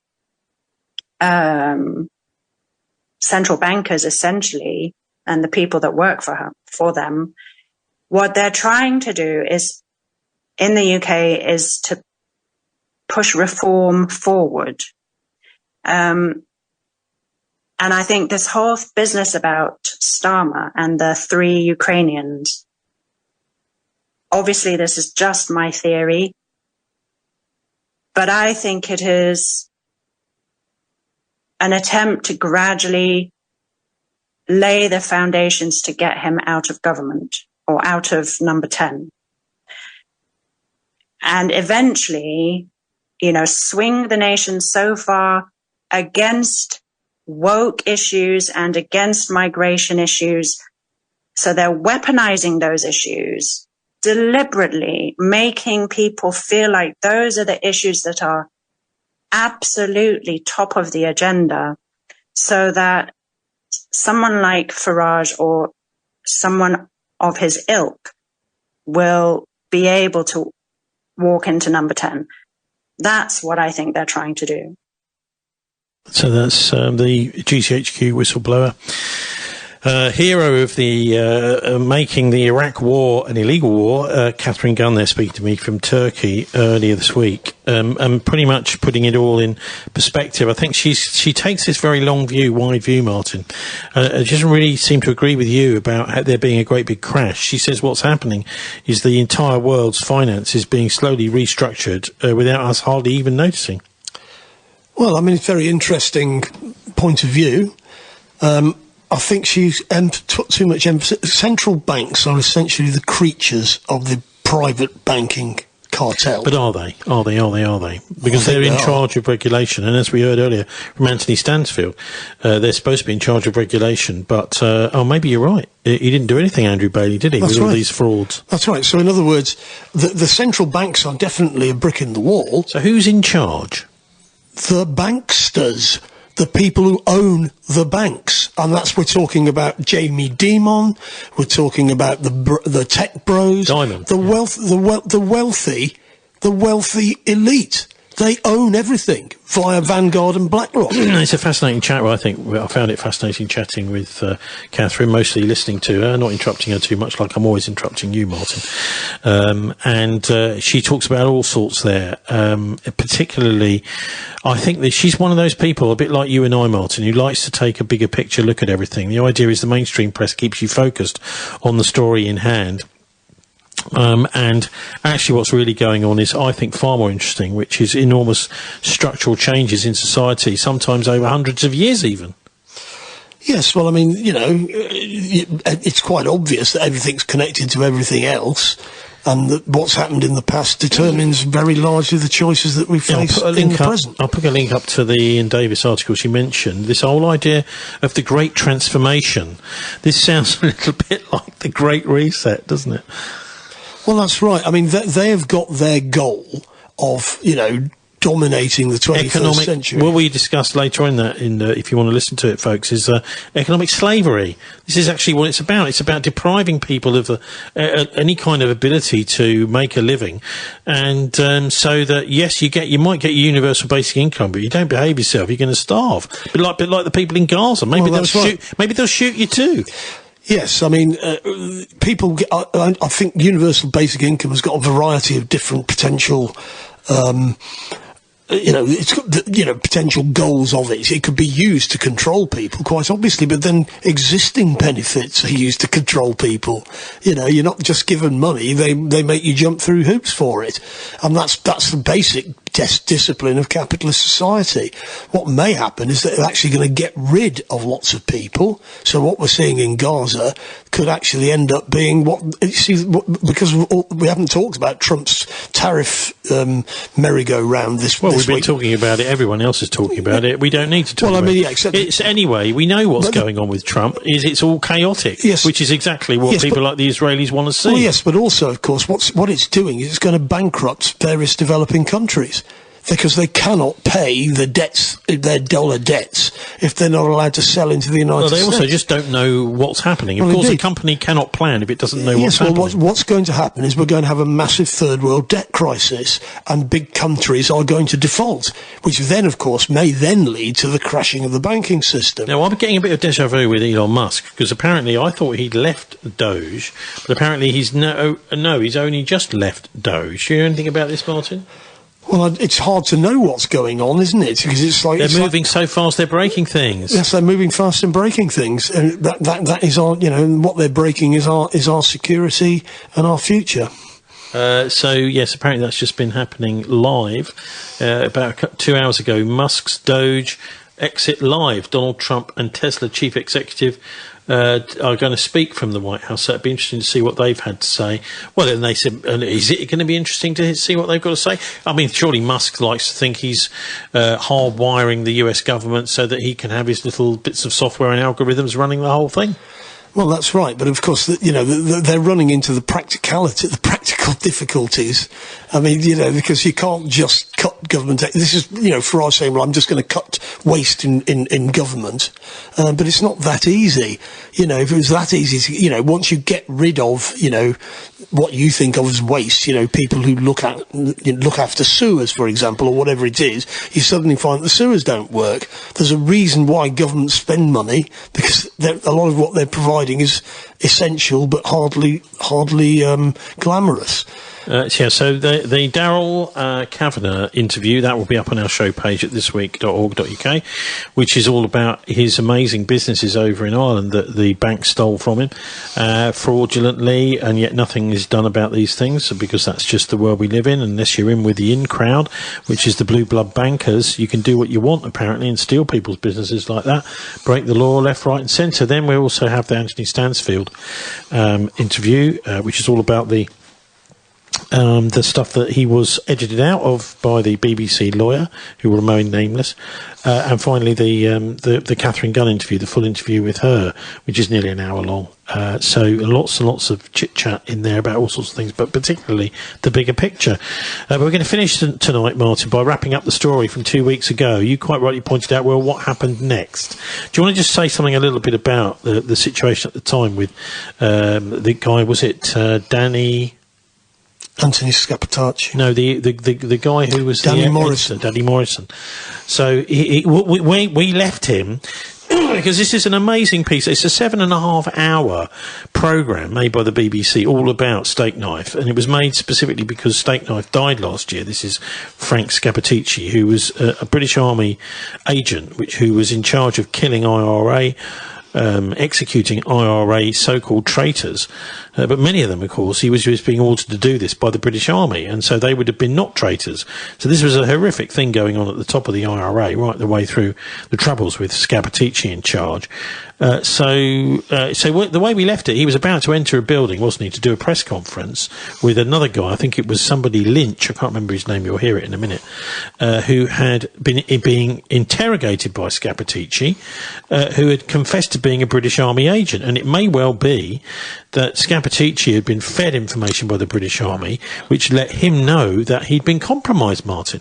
So this is very sneaky, isn't it? So you've got someone who's pretending to be from the IRA, interrogating someone and saying, we think you're a British agent, we know this, we know that. But actually the we is the British Army. It's not the IRA at all. Well, that's right. And of course, Brigadier Gordon Kerr's Force Research Unit had Scapitacci on their books. Well, they're right their way through this stuff. And the same Brian Nelson, who's the Chief Intelligence Officer of the UDA, was also a British Army agent. Well, let's finish off this little story and let you know what happened to Danny Morrison as he went into the house, where he was supposed to be having a press conference about this guy who just confessed to being a British Army agent. 1990. Sandy Lynch, as we know, is taken to the house on Carragard Avenue on the Friday night. Danny Morrison isn't at the house yet. Freddie Scapitacci is. Unfortunately for Sandy Lynch, when the Scap's interrogating him, Scap's a British agent interrogating another British agent, Sandy Lynch breaks and admits to a number of offences. According to Danny Morrison, the reason he's going to the house is to assess Sandy Lynch. Morrison is the Sinn Féin Director of Publicity, and the idea is that they're going to hold a press conference about Sandy Lynch, where the informer will talk to the media about his activities and how he was recruited by British intelligence. I was concerned about the circumstances of the house that I was going to at this stage, because although I had been told that the IRA had left the scene, and that Lynch was agreed to do this press conference. As a director of publicity, I had introduced informers to press conferences before. I wanted to ensure that the person who I was meeting, whom I had never met before, whom I still haven't met, I was concerned that he could be turned out to be a Walter Mitty. And there's no way was I going to put him on in a press conference if he turned out to be a Walter Mitty. So... Sorry, Dan, you said you were told that the IRA had left the scene. Yes. How is that possible? That the IRA, this is what I was told, that the IRA had left the scene, and that to go to the house, and that Lynch would be there with other Republicans, some of whom I also knew. So, for example, Gerard Hodgkins, who was in the house, had been a press officer for me in the Republican Press Centre. And was a member of the IRA? He I'm not sure if he was ever sentenced for IRA membership. I know he was charged, he was an ex-prisoner and had been on the blanket. But he would tell you himself that he was a member of the IRA. Well, I'm not saying he was a member of the IRA. The other person... He told me he was a member of the IRA, you know. Danny Morrison arrived at the house at 5:10 in the evening. The door was unlocked. The door was open, as many doors are in nationalist areas. We went into the hallway. Literally the moment he arrived, as soon as he walked across the threshold, there was a wall of sirens. I realised something was wrong. I ran through the house. I ran out the back door into the garden, where a soldier popped up from the next garden and called upon me to halt. I climbed over the fence and went in the next door. The back door was open, and I went into that house. Danny Morrison sat in a stranger's kitchen while the house next door was being raided. I told them that the British Army, or there was going to be a raid on the house, and would they say that I had been there for half an hour. I remained there, and the Brits had called upon me to halt. They obviously knew that someone had entered the next house. It was at this stage that the Brits in the RUC entered the house. Right. And then they nominated a RUC man to arrest me, and I was taken away. The rescue of the agent Sandy Lynch was a big story in Northern Ireland. On the 7th of January last year, the police moved in. It was, said a police source, nothing more than an educated guess. And it was a big story because Danny Morrison was a high-profile arrest, one of the most influential voices in Sinn Féin and the Republican movement. Security sources say the trial has brought Lynch's finest moment as an informer. The conviction of Danny Morrison, described by intelligence sources as a leading member of the IRA. Yes, it was a coup for them to take me off the scene and whatever influence I had. He told police that Kevin Mulgrew was leader of his Belfast Brigade staff unit. Mulgrew is now living outside the jurisdiction. Others mentioned by Lynch, and a man named only Scappaticci, who was part of the team of IRA interrogators, are also now outside Northern Ireland. All are wanted for questioning by the police.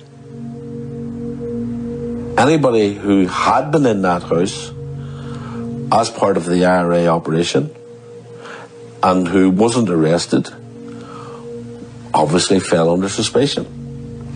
And Freddie Scappaticci, who was subsequently named in court by Sandy Lynch, the man who was interrogated, he was one of the suspects, obviously.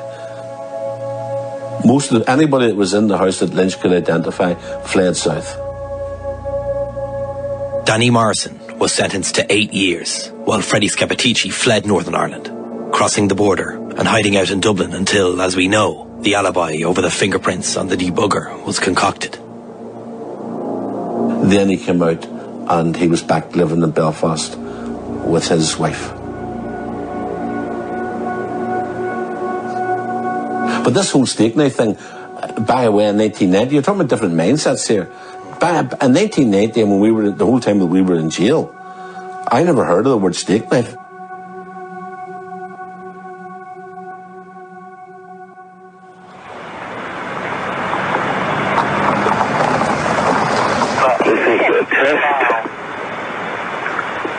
It was in 1993, while Danny Morrison was in prison, that Freddie Scappaticci contacted the producers of the Cook Report, alleging he had information about Sinn Féin's Martin McGuinness.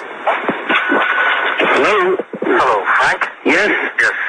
I've been in touch with Central. And remember, this audio wouldn't be leaked until 10 years later. But the recordings in the Culloden Hotel car park happened only 3 years after the Sandy Lynch affair. He thinks he's being smart, contributing to the denigration of Martin McGuinness, but they have secretly taped him in a car at the Culloden Hotel. I'll explain the fact that McGuinness is on the IRA Army Council, right? Yeah. He also controls the Northern Command, which takes in the 9 counties of Ulster, right? While in the car park of the Culloden, The reporters bring up certain Republican figures. One of the first names they suggest to Scapitici is Danny Morrison. But what they've basically done is they've caught up the Northern Command area, right? Since Danny Morrison went there? Or before? No, Danny Morrison had nothing to do with it. Right. Nothing to do with it. He was director of publicity, but he was also in the IRA Army Council. But he had no balls. Scapitici says Morrison is on the Army Council of the IRA. He says he has no balls. Right, that's basically right. Right. He's a pen pusher, if you want to put it that way, right? He then calls him a pen pusher. In that tape, he said some disparaging things about you. Danny Morrison had nothing to do with it. Nothing to do with it. He was the director of publicity, but he was also in the IRA Army Council. But he had no balls, basically. He was a pen pusher, if you want to put it that way. A very proud pen pusher as well. Well, why was there animosity there? Well, do you think? I have no idea. I mean, it's not just animosity against me. The point about it is he's an agent. And I don't know whether he had heart and soul gone over to the enemy to such an extent that he was proud of his work with British intelligence and demonised his own community, an oppressed community that had suffered. And he was being rewarded for being a traitor. So that explains it. I mean, he just doesn't speak about me. My understanding is he speaks about other people as well. And see that woman that came on, she was writing what she said, like he's an evil person. Yeah. Yes. I had no personal interaction with him. I was never in a pub with him where he came off with a dirty joke where I could make a judgment about him, or he said something snide about another company. I was never in his company to get inside his personality. You know, you hear reports that he was a bully, you hear reports that he was disliked. That's all well and good. I can only speak for myself. But I think the back of the car in the Culloden sums up exactly, right, where he was at. This is what can I do now? I know I phone up the Cook report and I run down Adams and McGuinness as somebody who's in the IRA.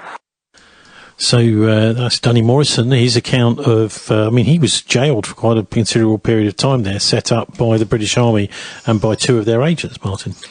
Well, that's right. It was a very dirty war. And of course, what's happened this week is that Gerry Adams sued the BBC because they claimed in another documentary that he was responsible for giving the order to assassinate Donaldson, who was on the IRA Army Council, but was another British agent who ended up being assassinated in Donegal. But reminds me a lot of this of the environmental groups being totally infiltrated. Well, is there anything going on which hasn't been infiltrated by the army or the Metropolitan Police? Well, this was a problem for the Republican movement all along, and any kind of clandestine movement like that, it's going to be a problem because of clandestine. Would you blame any of the leaders, the judgment of the leaders, trusting that people like Scapitici? Well, yes, but I mean, he had a decision about life and death. Well, exactly, but I mean, the point is, from the point of view of legality and morality, is that the British Army were encouraged. The people who were their agents were allowed to kill, and of course they did kill. Scapitici killed several people. But he was allowed to do it because he was a British agent. Brian Nelson was the head of the UDA.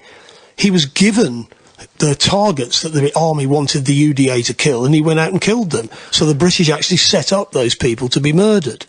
So when you talk about the IRA being a violent organisation, which it clearly was, the British Army was a violent organisation. They were manipulating all of these things, which is one very good reason why everybody wised up and realised that probably wasn't the way to go. And of course, what Gerry Adams has won his libel case in the courts in Dublin yesterday was that he didn't have any role in the decision to kill Donaldson. And who is this guy, Donaldson? Well, Donaldson was a senior IRA person. He wouldn't be known very well outside the organisation. He was nobody famous, but they would know who he was.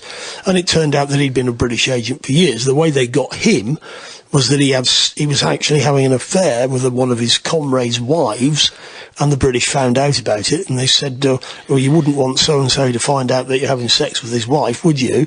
And he's not going to find out because you're going to be our agent. Well, anybody who's interested in the Irish War, and that's a book, isn't it? Tony Garrity's book. Yeah, Tony Garrity's book, The Irish War. Well, that's about the whole history of the war in Ireland, going back to the, Cromwell and all the rest even of it. before, possibly. Yeah.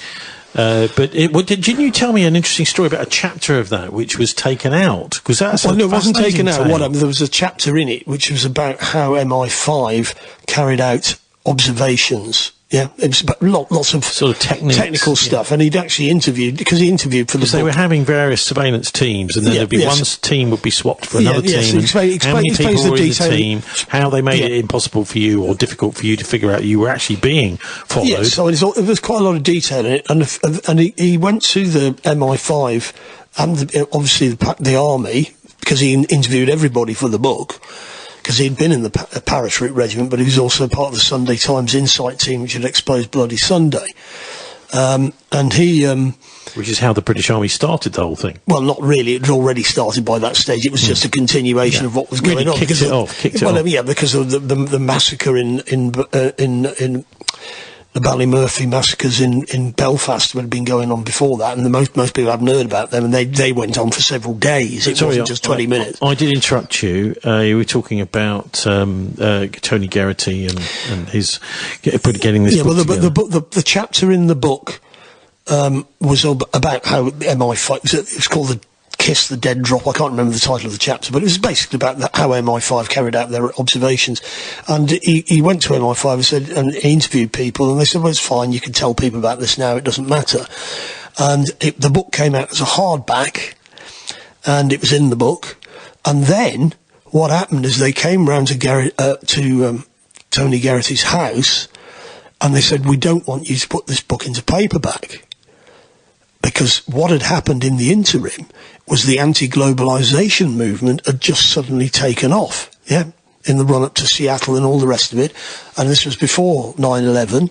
And suddenly they didn't want the people in the anti-globalisation movement to know how they carried out their observations. This is these environmentalists and people like this as well. And all these kind of people. And so... what they did is they said, we don't want you to go into paperback. And he said, well, look, I'm a journalist, this is how I make my living. I want a paperback version of the book because I need to make a living.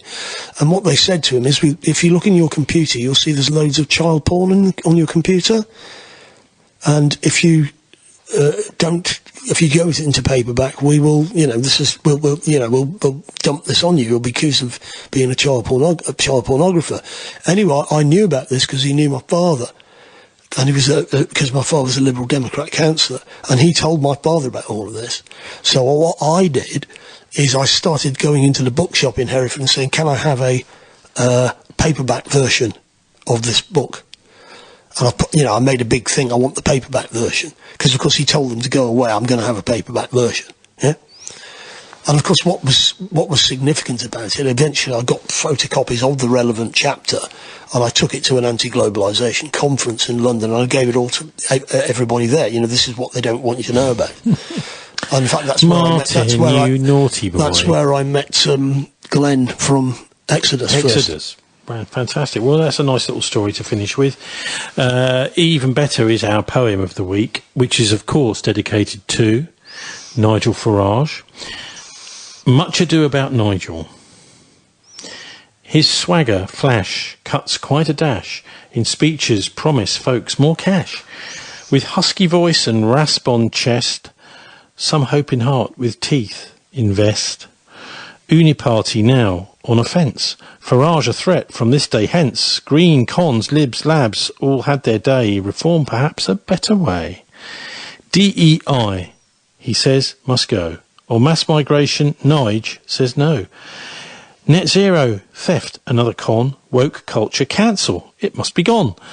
In crowds, Farage with shoulders rub, a ciggy, pie or pint in pub, a head-to-head now Starmer's threat. Farage in pub with folks, laid bet. For Smarmer, no love is lost is true. On Ratchet, Greaves says, has no clue. No smashing gangs, free speech be gone, with human rights PM as one.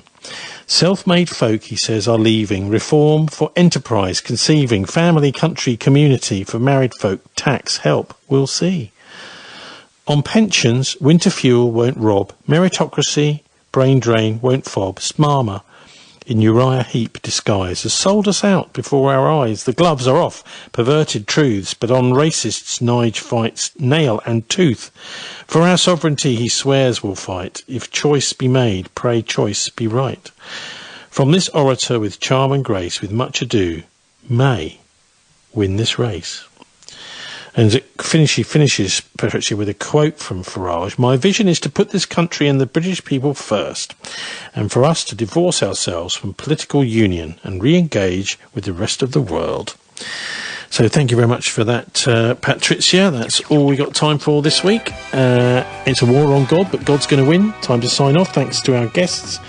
That is, well, obviously Irish Republican Labour activist Martin Summers, but also to Emma Reynolds and Julius Abrahams earlier, and the pre-recorded guests, as well as, of course, sound engineer Dave Bazanko. Download our MP3s to listen in the car or anywhere you like, and follow Tony Gosling Censored if you wish on Telegram. Do please send me interviews and story tips on the Telegram channel and via the Not the BCFM Politics Show page, which will include the podcast, full-length interviews, story links and the comment page. Subscribe to my free weekly newsletter at thisweek.org.uk. This show is repeated at 11 p.m. Fridays and at 11 and 5 a.m. and p.m. all week on the talkradio.org.uk stream. Do please make live recordings. We've been streaming live on the stream at DJ Plug Radio in Nuneaton, Warwickshire, and on the Not the BCFM Politics Show app. If you can restream this programme live or rebroadcast it, just let me know and I'll credit you here. Or not credit you here. If you wish, you can do it without telling me. Here's wishing you a relaxing and enjoyable weekend. Please join us for Not the BCFM Politics Show next Friday at 5. God bless, and don't let the synagogue of satanic banksters get you down. That's right, I'm sad and blue, 'cause I can't do the boogaloo. I'm lost, can't do my thing, and that's why I sing. Give me that thing. Give me that, give me that, give me that, give me that, give me that, give me that, give me that, give me that, give me that, give me that. I sing it one more time, mama. Give me that, give me that, give me that, give me that, give me that, give me that, give me that, give me that, give me that, give me. Well, you ain't doing that.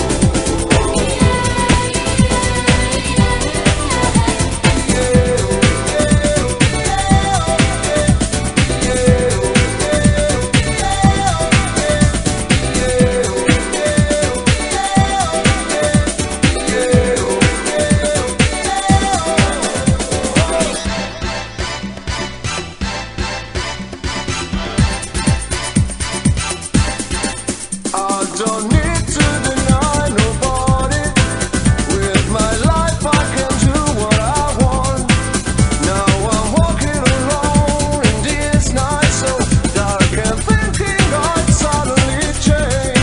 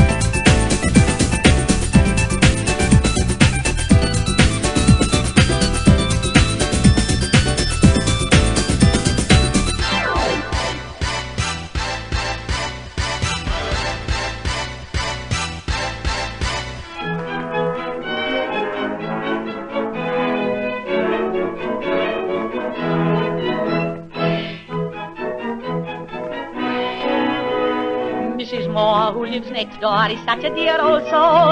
Of children she has got a score, and husbands on the dole. I don't know how she manages to keep that lot, I'm sure. I said to her today as she was standing at the door, don't have any more, Mrs. Moore. Mrs. Moore, please don't have any more. The more you have, the more you'll want. They say enough is as good as a feast any day. If you have any more, Mrs. Moore, you'll have to take the house next door. They're all right when they're here, but take my advice, oh dear, don't have any more, Mrs. Moore. The little inn she uses most is called the Wooden Hut. She's first run in at opening time and last out when they're shut. And when she's had a few, she tries to do the la-di-da and gets so ratty when they shout at her across the bar. Don't have any more, Mrs. Moore. Mrs. Moore, please don't have any more. The more you have, the more you'll want. They say, and enough is as good as a feast any day. If you have any more, Mrs. Moore, you'll never get to your street door. Too many double gins give the ladies double chins. Don't have any more, Mrs. Moore. She's had a lot of husbands who in love with her fell. This one is the seventh one and he don't look too well. A year ago she married him and on their wedding day, as they were walking down the aisle, I heard the parson say, don't have any more, Mrs. Moore. Mrs. Moore, please don't have any more. The more you have, the more you'll want, they say, and enough is as good as a feast any day. If you have any more, Mrs. Moore, I don't know what we'll do, I'm sure. Our cemetery's so small, there'll be no room for them all. Don't have any more, Mrs. Moore. Don't have any more, Mrs. Moore. Mrs. Moore, please don't have any more. The more you have, the more you'll want. They say, and enough is as good as a feast any day. If you have any more, Mrs. Moore, I don't know what we'll do, I'm sure. Our cemetery's so small, there'll be no room for them all. Don't have any more, Mrs. Moore.